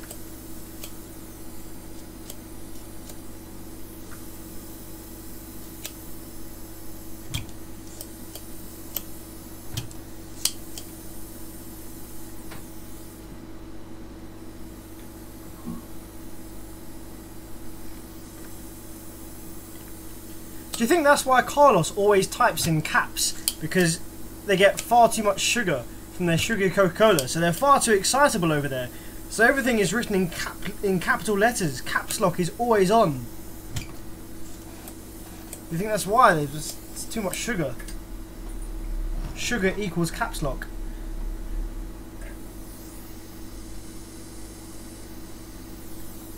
Could be. That's 1, 2. Give me the wobbly legs. Give me the wobbly legs. 3.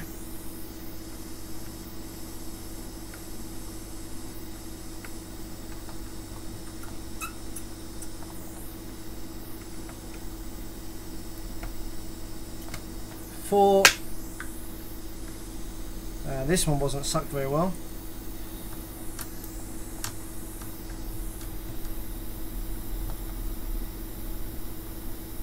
5.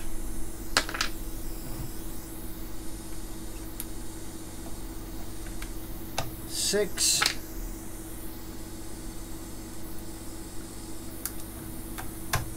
7. Ooh, and that one snapped. So that one was clearly damaged. Because that one's got a nice little snap, and we can see the insides of that FET there. This camera does zoom into macro. I just have to give it a minute. This camera does zoom into macro. Go on, zoom into macro. Go on, there you go. Nice.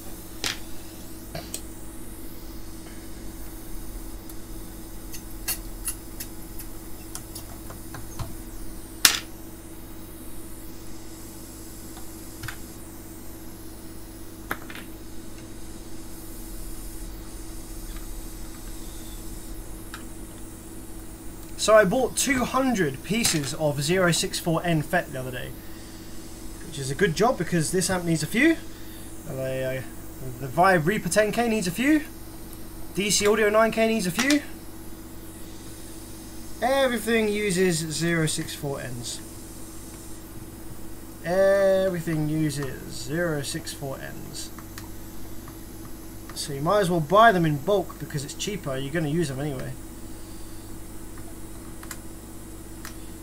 If you're getting into repairing any number of amplifiers, especially bigger amplifiers, you're gonna work your way through some serious numbers of 064N FETs. So you might as well buy a shit ton of them and get them in bulk at a cheaper price. Japanese should start building amps again, yeah man. Scroll up a bit, says Lee. Why am I scrolling up a bit? I have no idea what's going on here.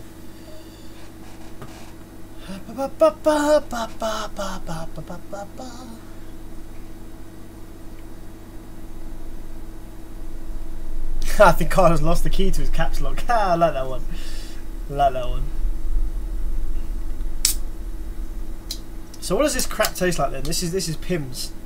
Pimm's and lemonade by the looks of it. I literally just found this in my fridge. No idea where it came from. I don't think I even like Pimm's.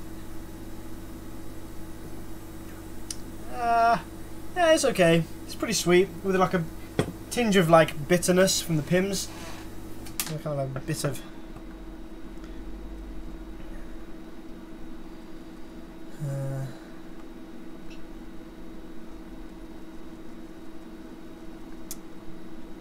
Where'd you buy your components? I buy them from a website which is only European, or like I think it might even be only for the UK.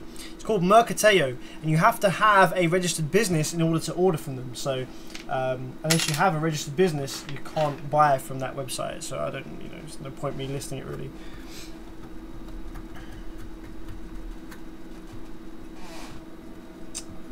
Okie dokie. So all of our FETs are out the board.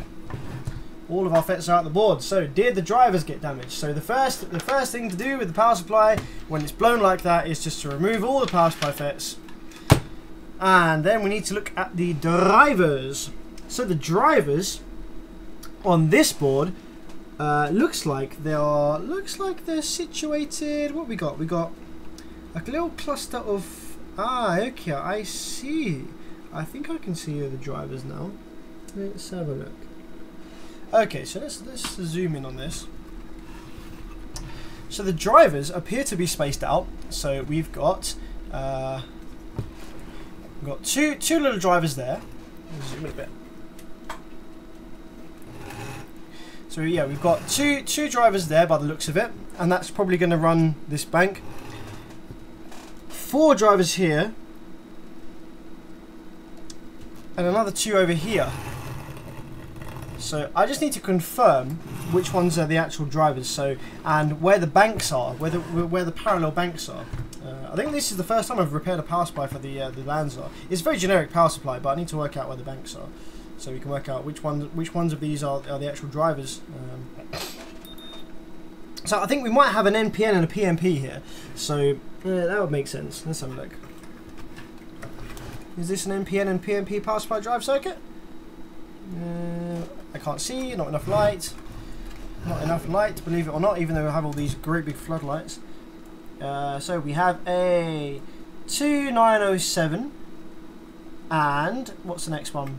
A 2222. So we have an NPN and a PNP.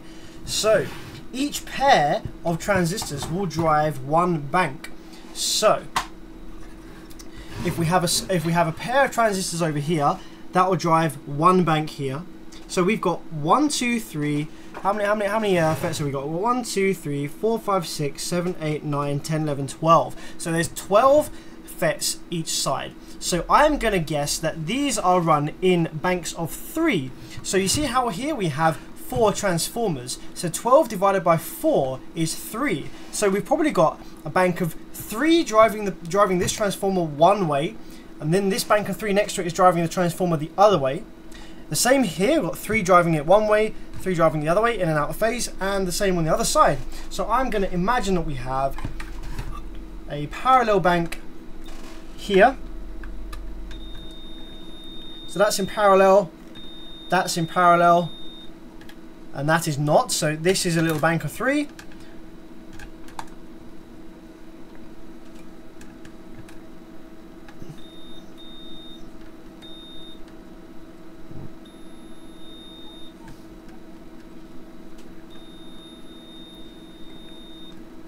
Okay, we've got some blown gate resistors here, so I believe that we should have another bank here, but it's not showing up as parallel because the gate resistors are blown. Let's just confirm.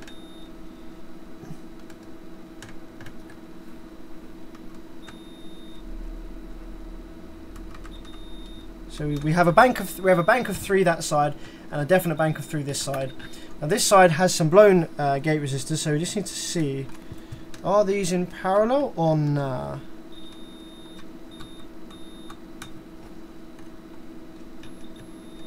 Okay, yeah, they're in parallel. So yeah, we do. As I thought, we have 3, 3, 3, and 3. So that means that we should have.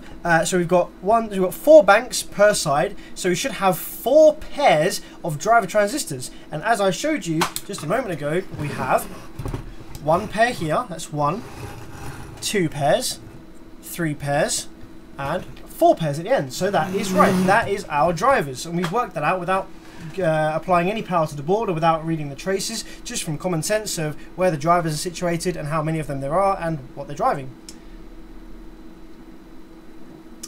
So yeah, the pads and the vias might be damaged as well, which is why we're not seeing continuity on this bank where we should be. Get a proper desoldering gun would be handy. Yes, Graham, my friend. Just a moment ago on the live stream, I was telling everyone that my next purchase for the workshop, after my beautiful new power supply here, is going to be the one of the Hacker desoldering guns. I just need to save up for it, and it'll make my life a shitload easier.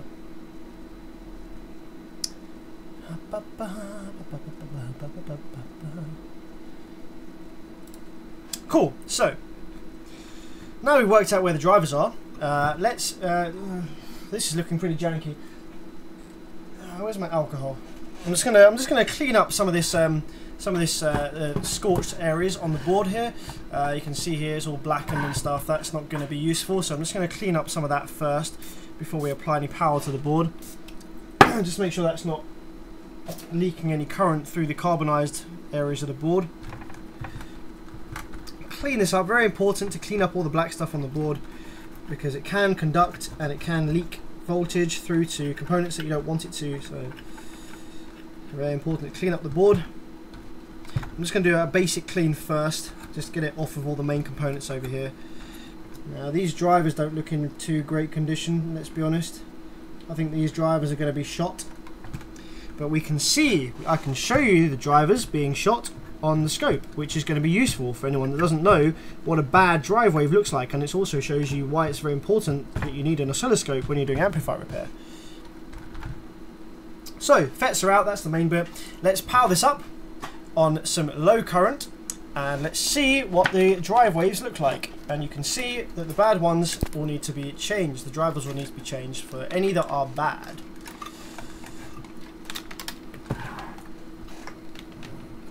Are you an authorized repair technician for any particular brand of amplifier? Officially, no.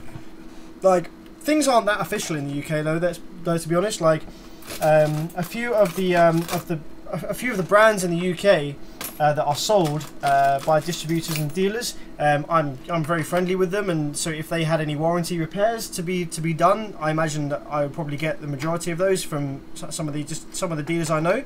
In the UK, the other main car amplifier repair technician is Gordon at the Amp Doctor Limited.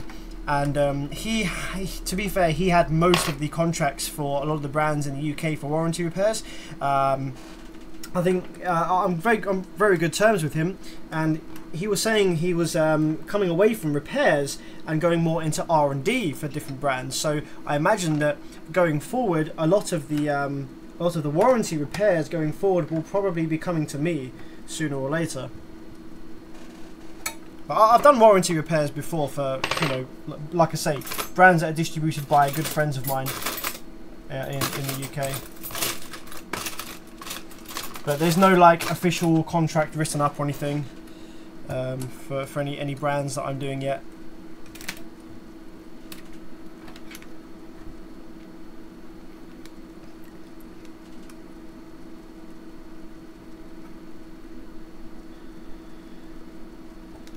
Any use for a bench power supply repairing home audio? I would say yes. Like, if I was going to get into repairing home audio, what I would do is I would get a bench power supply, but that could put out mains voltage, which would be useful for repairing the power supply boards, because I can then set a very low constant current on the supply, which is much safer than using a current limiting resistor or a fuse on actual mains voltage.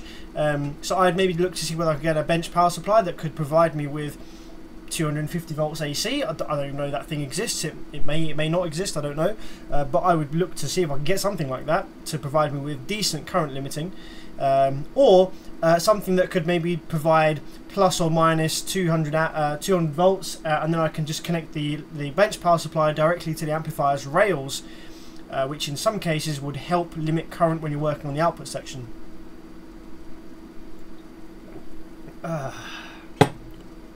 Okay, so let's turn her on, baby. Now this thing shouldn't draw any current whatsoever with the FETs out. If it draws current, then we have issues. Might help if I plug her in again. I keep unplugging her because what was I plugging in before? Oh, that's right, the little plug for the mains powered beatbox. Okay, so we're going to run this at 10 volts, which is just a nice safe voltage to start working on this amplifier with. So I'm just going to turn her up a little bit to 10 volts. And I realise that I haven't got I want to get another camera here that zooms in on my bench power supply.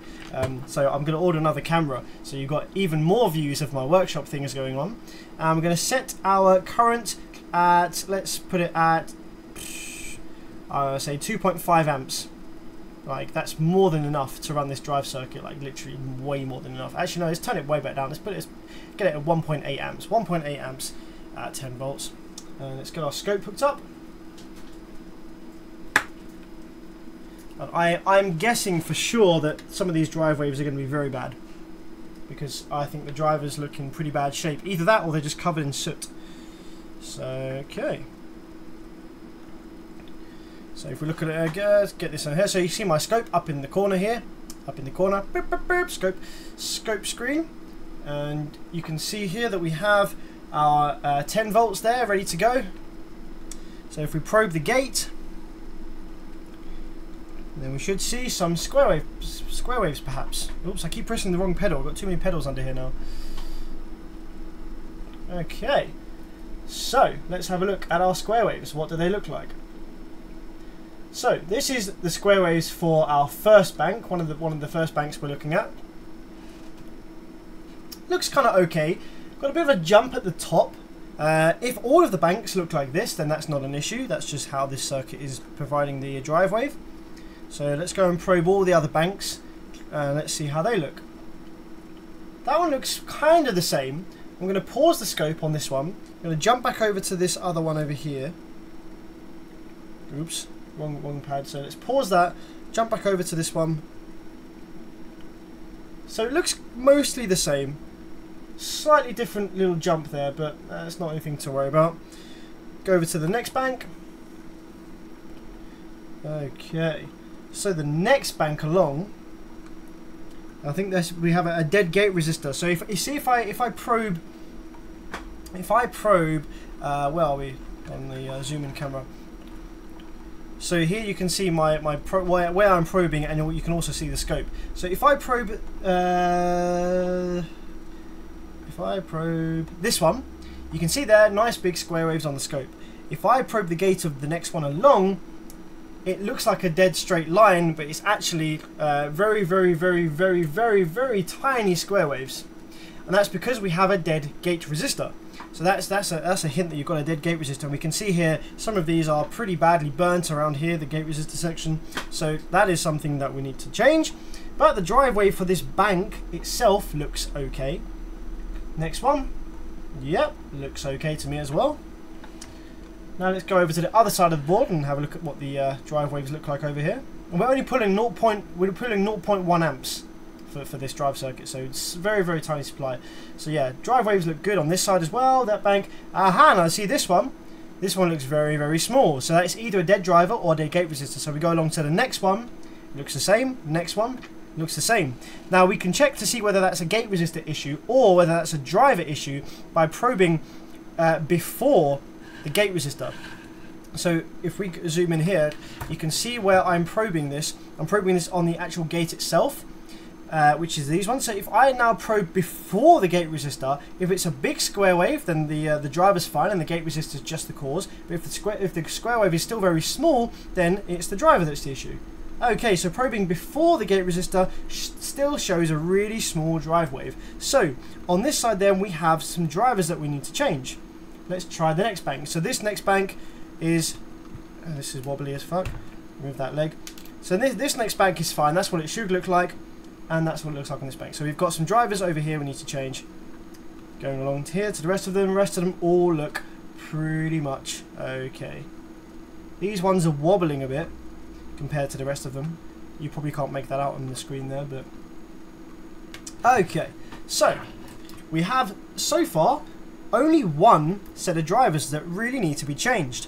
However, what I will say is that these drivers are quite small and they've obviously been subjected to some stress. So driver transistors are very, very cheap. So it's worth replacing all of them anyway, because the drivers were obviously subjected to some stress.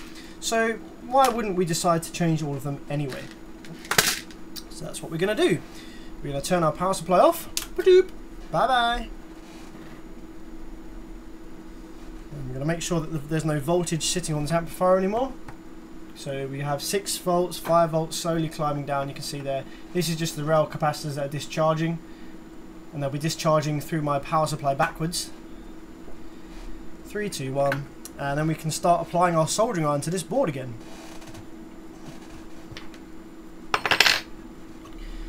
It's very important when you've got a board here that you don't know, that you haven't worked on a number of times before you start removing the driver transistors, where you've got NPN and PNP transistors, you need to know which ones go where. And so until you get experienced enough that you just know where they go based on what voltage is on their pads, take a picture of which ones go where before you take them off the board, and then you've got something to reference when it comes to putting the new ones down.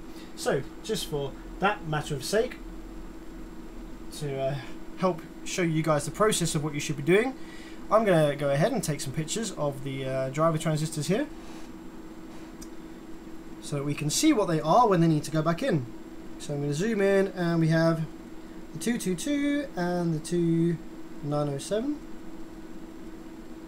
So the 2907 is in front of those ones. And let's have a look at these ones. These ones are covered in soot, so that might be a little more difficult to read.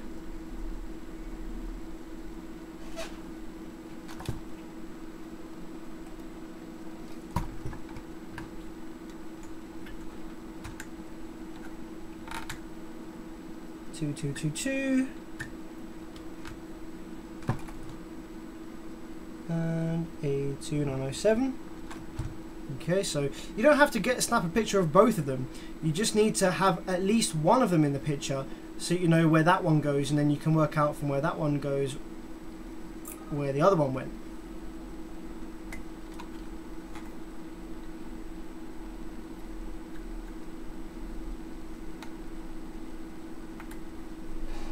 And you will not believe the amount of times, right, when I was learning amplifier repair, that I would just be like, okay, driver's dead, screw it, let's take them out. I'll take the drivers out, and I go to fit the new ones, and I'll be like, ah, crap, where did they go? Which one went where? Ah, crap, I can't remember. And it would be a headache. It's a headache that's not worth your while. You might as well take a picture. Just take 2 seconds. It takes 2 seconds to snap a quick picture of where everything goes. And it's even more important when you start removing small transistors, especially from a Class AB amplifier that have so many PNP, NPN transistors that all look the same, all different positions on the board. Take very detailed pictures of the board before you start taking things out of the board. And that will be very helpful to you when it comes to putting the thing back together or putting replacement parts in.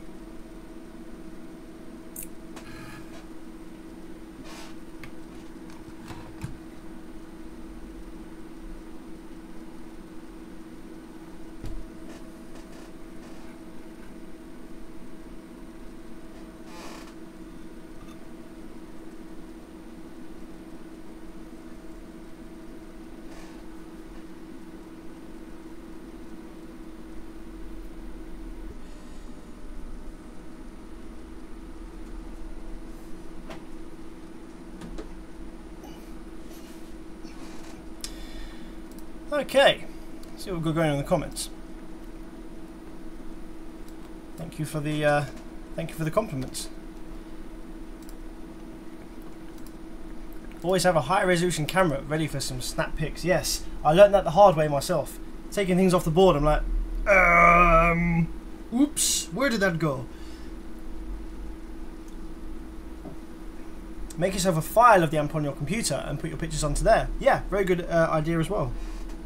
All very good ideas. All very good ideas. So, okay, removing these.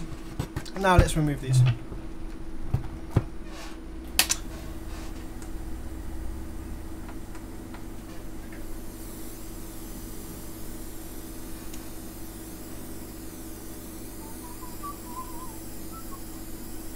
Home audio use a step-down transformer with dual windings, for example 30-030. Often there is an additional winding 18-018 to power the preamp and the input section as well as micro. Awesome, okay, interesting. Thank you for the advice there. Yeah, the home audio stuff is definitely something that I need to, because obviously I bought Perry's Guide, and Perry's Guide from BCA1.com taught me most of what I know, and also from experience. But with the home audio stuff, I would need to try and source a similar style guide to Perry's Guide for home audio amplifiers, because I need to know all the nice little hints and tips that Perry shared with us on the BCA1 guide for home audio repairs. Because it is although some of the practices are very similar to car audio, a lot of the tips and a lot of the things you need to take into account and the things you need to test and the methodology is going to be different with a home amplifier compared to a car amplifier.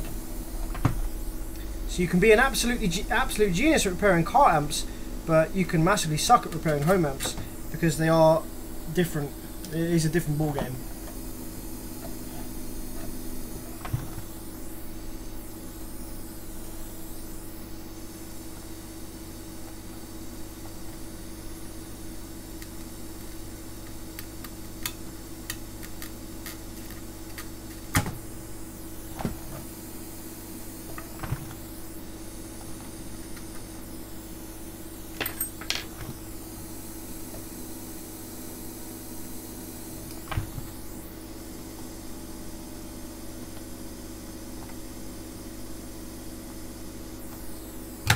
So did anybody get up to anything interesting this weekend? I realise it's Tuesday now. I had a busy Monday where I wasn't able to live stream. I hope everyone had a good weekend. They did something they enjoy and they made some progress in something that they're doing. Weekends are for enjoyment and personal progress of personal projects, goals, things that you're working towards, whether it's a build, whether it's something social, whether it's relationships, some sort of goal. The weekend is the time to work towards a goal of your own, personal goal. Not a work goal, a personal goal.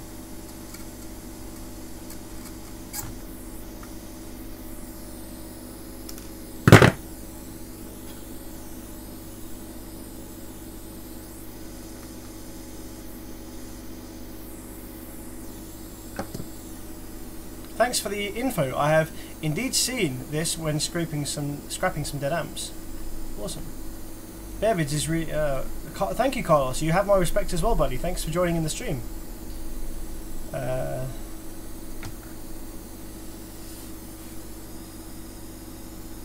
What board? This is a Lanzar 7K, OptiDrive 7K.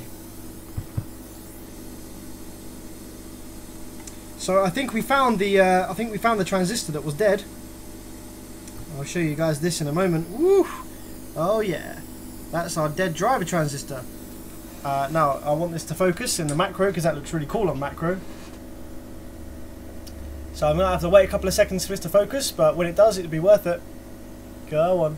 If I hold my hand next to it, maybe it will realise that I'm actually zooming in. There we go.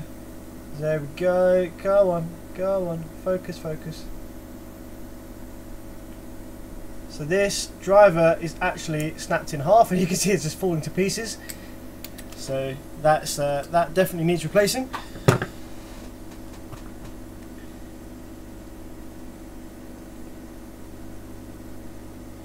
This amplifier is looking really well built. I would have to disagree. It looks nice because it's nice and shiny. It's like a nice mirrored surface on here. But this is not a particularly great build quality, this amplifier.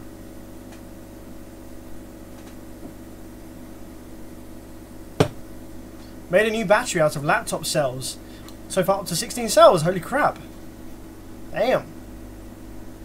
I've got a bit of flu this weekend. Built myself a simple fume extractor though. Nice, good job. Fume extraction is very important. You want to save your lungs. A good thing to do. Yes, we heard that already. I went to the junkyard and got a transmission for my truck. Awesome, man. Fixing shit yourself again. It's worth doing. Like, that's what I don't get, you see, about like the general public, right? So you went to the scrapyard to get a new transmission for your truck. Awesome. There was some girl, some woman who put her car up for sale on a Facebook selling page the other day that I saw over the weekend, and you know she liked this car. I have no idea who she is, but she was like, "Oh, pride and joy, this, that, blah blah blah," but she'd obviously like driven very slowly into a lamppost. Or something, because the bonnet had like a V-shaped dent, but like only a small one. So the bonnet had like a very small V-shaped dent in the front, and the bumper just had a small dent as well. It was obviously a very, very small, slow collision, but you know, it was enough to dent the bonnet a little bit. And so she was selling the car as spares repairs because it had this dent in the bonnet, and she was selling it off for like really cheap, like, you know, just like taking offers for scrap. And everyone was like, girl, like, honestly, get a bonnet from the scrapyard. Like, just get a new bonnet from the scrapyard. The car is still good. Don't sell it for like scrap value. The car is still fine. It has a dented bonnet. Either put up with a dented bonnet and, you know, feel the shame as you're driving around with a dented bonnet, or just go to the scrapyard and get a new bonnet. Because this was a really common car as well. It wasn't even like it was a car that was like really super rare or anything. But I get it, like, you know, for her, cars isn't her thing. She doesn't know, she doesn't have a clue. She doesn't, you know, maybe that's not her thing. But whether cars is your thing or not, knowing that your car is fine and it's just a piece of cosmetic metal that has a bend in it, rather than scrapping your car and selling it for silly low money, is it not common? I mean, I don't know. Is it not common sense to think, I should replace this part, rather than I should replace the whole car because it's got a dented bonnet? Like, to me, that seems like common sense. I don't know. You know, I could be wrong, but to me, that seems like common sense.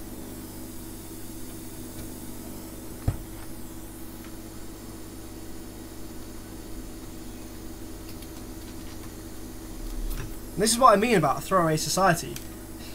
People are willing to like throw away the car that they bought, or at least sell it for stupid cheap amounts of money, rather than actually do a tiny bit of Googling. Literally, all you need to Google is like spare bonnet for this car, and I'm sure you'd get lists on Google of breakers or like guides on how to take the bonnet off or something like that. But people are just too quick to go, no, I need a new one. It's broken, I need a new one. Rather than to think, it's broken, why is it broken? Can I sort it out?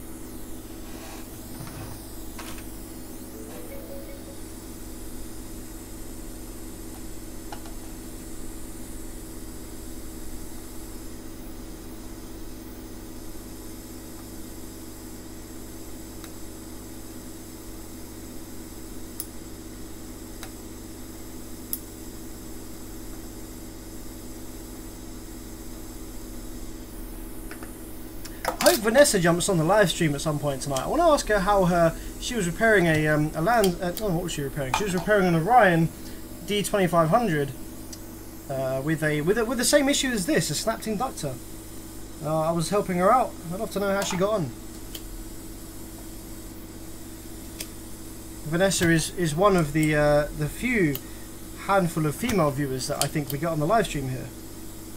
It's always good to have female viewers on the live stream, I think. It's always nice.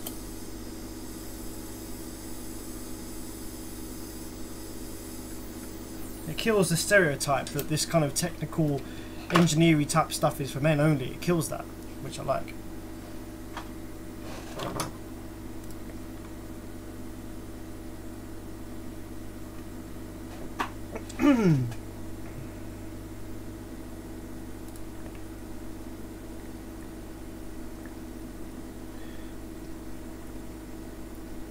What's the reading of the blown resistor?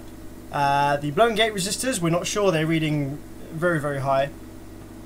So we can check that in a minute. I've seen Cat V amplifiers catch fire before. Stank as flames, holy crap. Not good. So how come you don't do car audio videos anymore?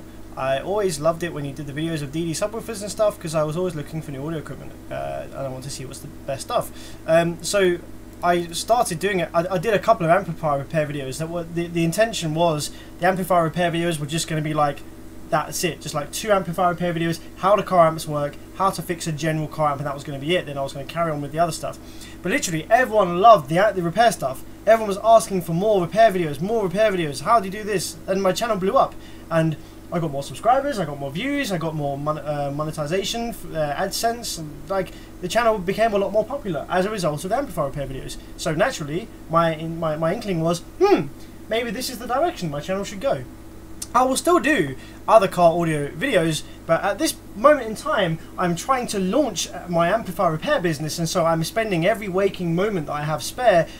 You know, this is my day job in the workshop repairing amps.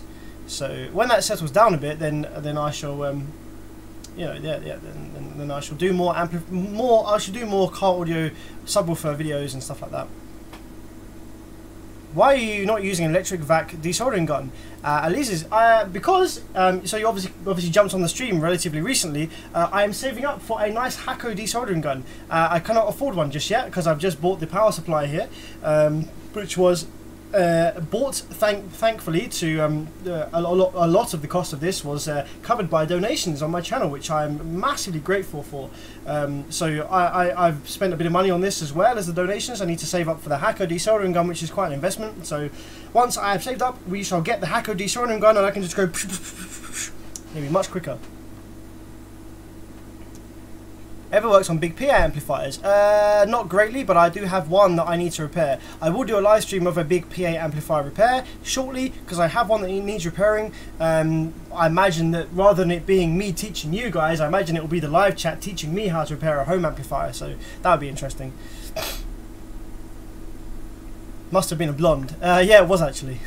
67, oh, where are we? 67 watching. Ah, Tom, you love those comments. Fixed another LCD TV. Awesome, good stuff. I have some good stamina in that left thumb.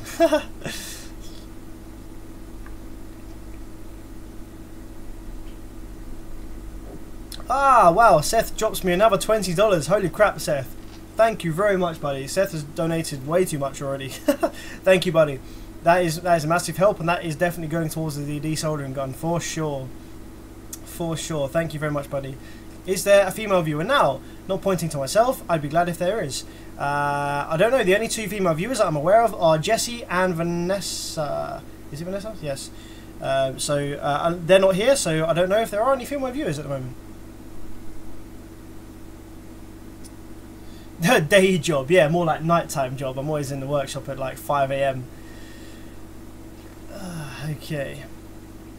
Home amp, check channel relays and solder joints. Cool.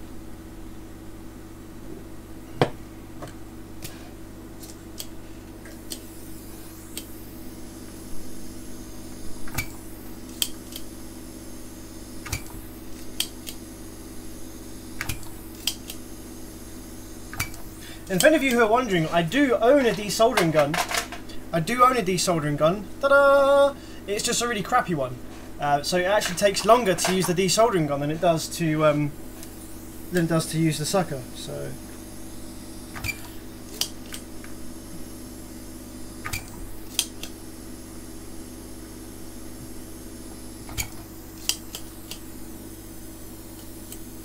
I mean, this isn't that slow.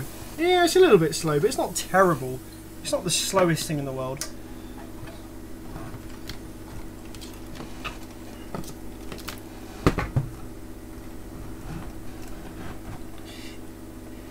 It's the afternoon in the workshop right now.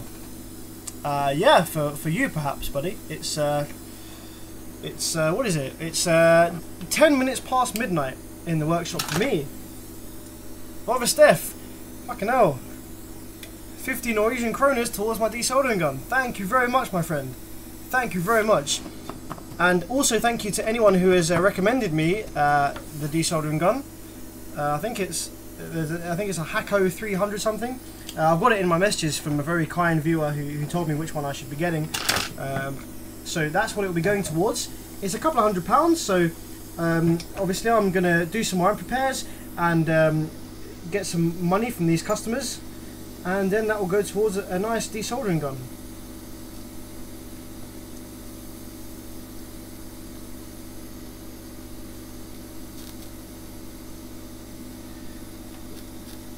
hopefully when I get this this Vibe Reaper and the DC9K and also this one, I've got some big amps at the moment that I'm working on, and that should bring me in, you know, a reasonable bit of money that I can put towards some new equipment in the workshop. So yeah, once I've finished these big amplifiers, this Lanzar included, then I should be able to drop some dollar on a desoldering gun. Although where I'm going to put this desoldering gun on my already cluttered workbench is another matter.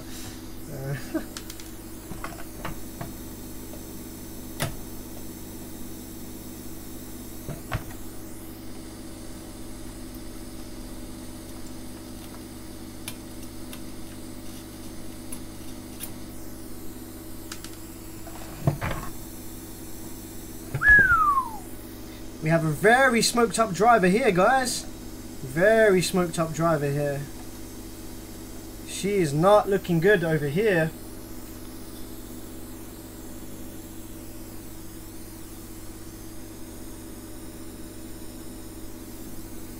I have an Orion 1200D with some blown TO92 transistors. Appears to control the output relay. One exploded along with a small cap. No idea of the parts. Interesting. Were those parts on the driver board? I can't think of that amp's board layout just now. But generally, if you want to know the value, if you are stuck and you don't know the value of a small transistor that's just responsible for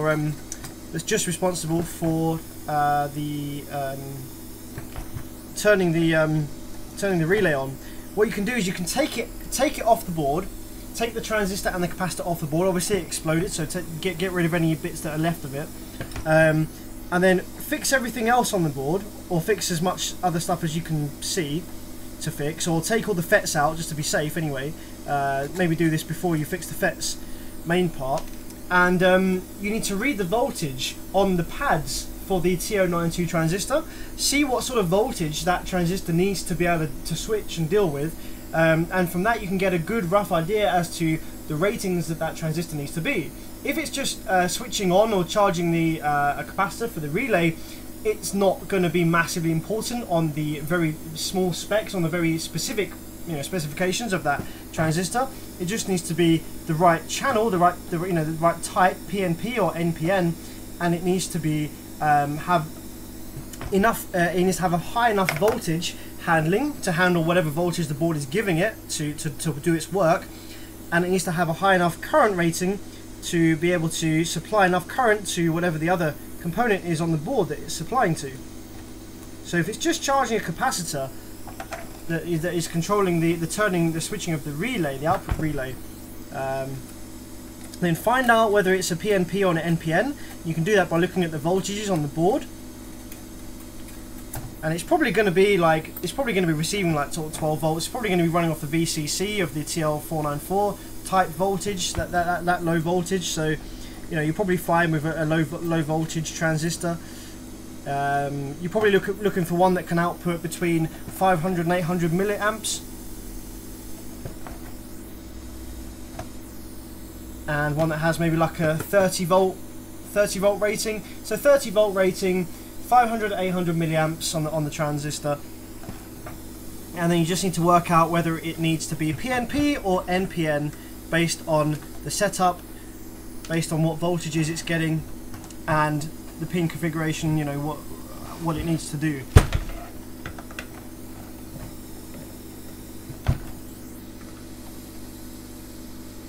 And the value of the capacitor will determine how quickly the relay clicks in. So yeah, if the capacitor is exploded and you can't read the original value, perhaps check out another similar amplifier circuit board and see if you can see what value capacitor that other one's using, because they'll generally be very similar. If you find, and also you can with the capacitor, you can actually try out different capacitor ratings in there. So if you put a capacitor in to start with, and the relay it comes on too quickly, then you need a higher value capacitor. If you put your capacitor in and it takes far too long for the relay to click in, then you need a smaller value capacitor. So you can kind of tweak it like that. It doesn't have to be the exact correct value, it just needs to be roughly around about the right value so that the relay clicks in, you know, when you'd expect it to. Not stupidly long and not really quick either.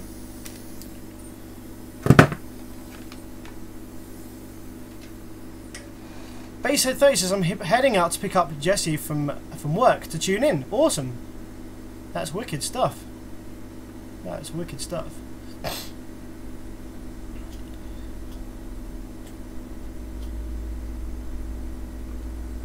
You still need the proper equipment, says Seth. Yeah, buddy, I sure do. I mean, I have enough to get me by for the time being to do the job I need to do. All I'm missing now is my soldering iron is more than adequate for what I need to do. All I'm missing now is the desoldering gun. Desoldering gun would do me very nicely. And apart from that, what else do I need? What else do I need apart from that? A new workbench. So I need to take a few weeks off work and build myself a nice new tasty workbench.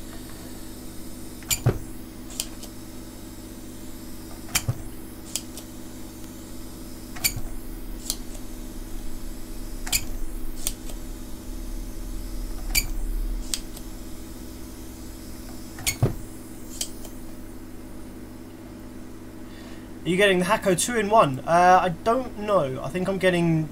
It's just a desoldering gun.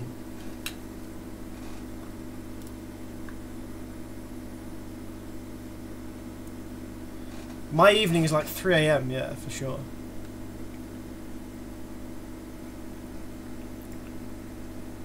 Bev is no, it's near fuses and output. Oh, okay. Okay, so it's nearer the relay itself. It'll probably still be running off a 12 volt, or it'll either be running off a 12 volt, or it'll be taking the low voltage regulated voltage on the output section, so the plus or minus 15 volts, plus or minus regulated 12 volts, reference to negative rail, or the plus or minus 5 volts, and have roughly the same RDS. RDS is just relevant to MOSFETs, not to normal transistors. CA Jones 65 says, very informative channel, Sam. I like it a lot. Thank you very, very much for the kind donation. $20. That is far more than more than generous, buddy. Massive, massive thanks for that donation. That's already we're already about $40 or $50 towards my desoldering gun. So, like, insane, guys. Thank you so much. Thank you so much for your donations. Like, honestly, I never started this channel with donations in mind. Just wanted to give some information to those who wanted to get into repairing. And it's also fun for me to spend my nights in the workshop rather than being all alone here, to actually live stream, help some guys out at the same time as spending some company with you guys. I feel that we've got a nice little I feel like we've got a nice little community thing going on in the live chat most nights. The live chat has been absolutely hilarious and very entertaining on a few of these live streams in the past. Yeah, so we've had some really good conversations. It's a nice, I feel like, you know, everyone's really nice, genuine humans in the live chat during these streams. It's really nice to see that, you know, there is still faith in the world.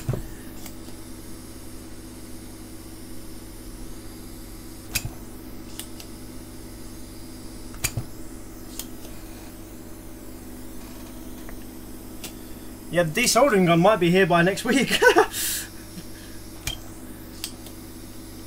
I tend to always buy my equipment used because good quality equipment, like the Hako should be, generally, or hopefully will be looked after well by its previous owner. And, you know, I won't get something if it's super old, but, you know, if guys had it for like a couple of years, not really done a great deal with it, and it's still in really good condition, then it's better for me to pay the used price. And it's still a really good bit of kit, and I can also fix it if something's not right with it most of the time, and I can then put the money that I've saved towards some other equipment as well. I generally don't buy anything new unless the item seriously deteriorates under normal operation, then I'll buy new. Okay, so we finally removed all of our driver transistors. So what I'm going to do is I'm going to power the board up again with all the driver transistors out, because I want to make sure that the drive waves are equal before the drive transistors. That's very important, because if the drive waves aren't equal before the drive transistors, then that means that the actual chip, the IC chip that is responsible for sending these waves to the drivers, is actually damaged itself. I doubt it is, because we saw quite nice healthy looking waves on most of these. So I'm going to apply some power here. Now let's see, what do we have? We have a nice looking drive wave on the middle pin of that one. Good stuff. Nice looking drive wave. And you can see one of them here. I don't know if you guys will be able to make this out here. I don't know how well you guys will be able to make this out on my scope, because this has a really low refresh rate. I think it's just my scope playing up, but see, one of these waves is juddering backwards and forwards, like only very slightly, but the other wave isn't. The other wave is dead solid, but the other wave is juddering backwards and forwards. Now, I think that could just be a weird scope issue, because when I zoom in, it stops doing it to some extent. Noise rejection is off. I think it could just be a weird scope issue, so I'm going to turn noise rejection on and ignore it. So we've got a good looking square wave on this one, good looking square wave on this one. And we're also, by doing this, we're checking that the traces haven't been damaged either. So we have the square waves on the middle pads of each of these driver transistor pads. The square waves should be on the middle. So let's just have a look at this one. Middle pad, yeah, this is all looking good. So the chip is definitely fine. If the chip was dead, then loads of these waves would be looking pretty bad already. So the chip is fine. All the traces look okay. That's just under the 2. I'm just going to pause this one and restart, because that one looks a little bit lower than the other one. Oh no, it's the same. Okay, my eyes are deceiving me. Looking good, looking good. Okay, so I've tested every single driver pad, and we have a good, constant, nice, uniform square wave on every single one of these. Great success.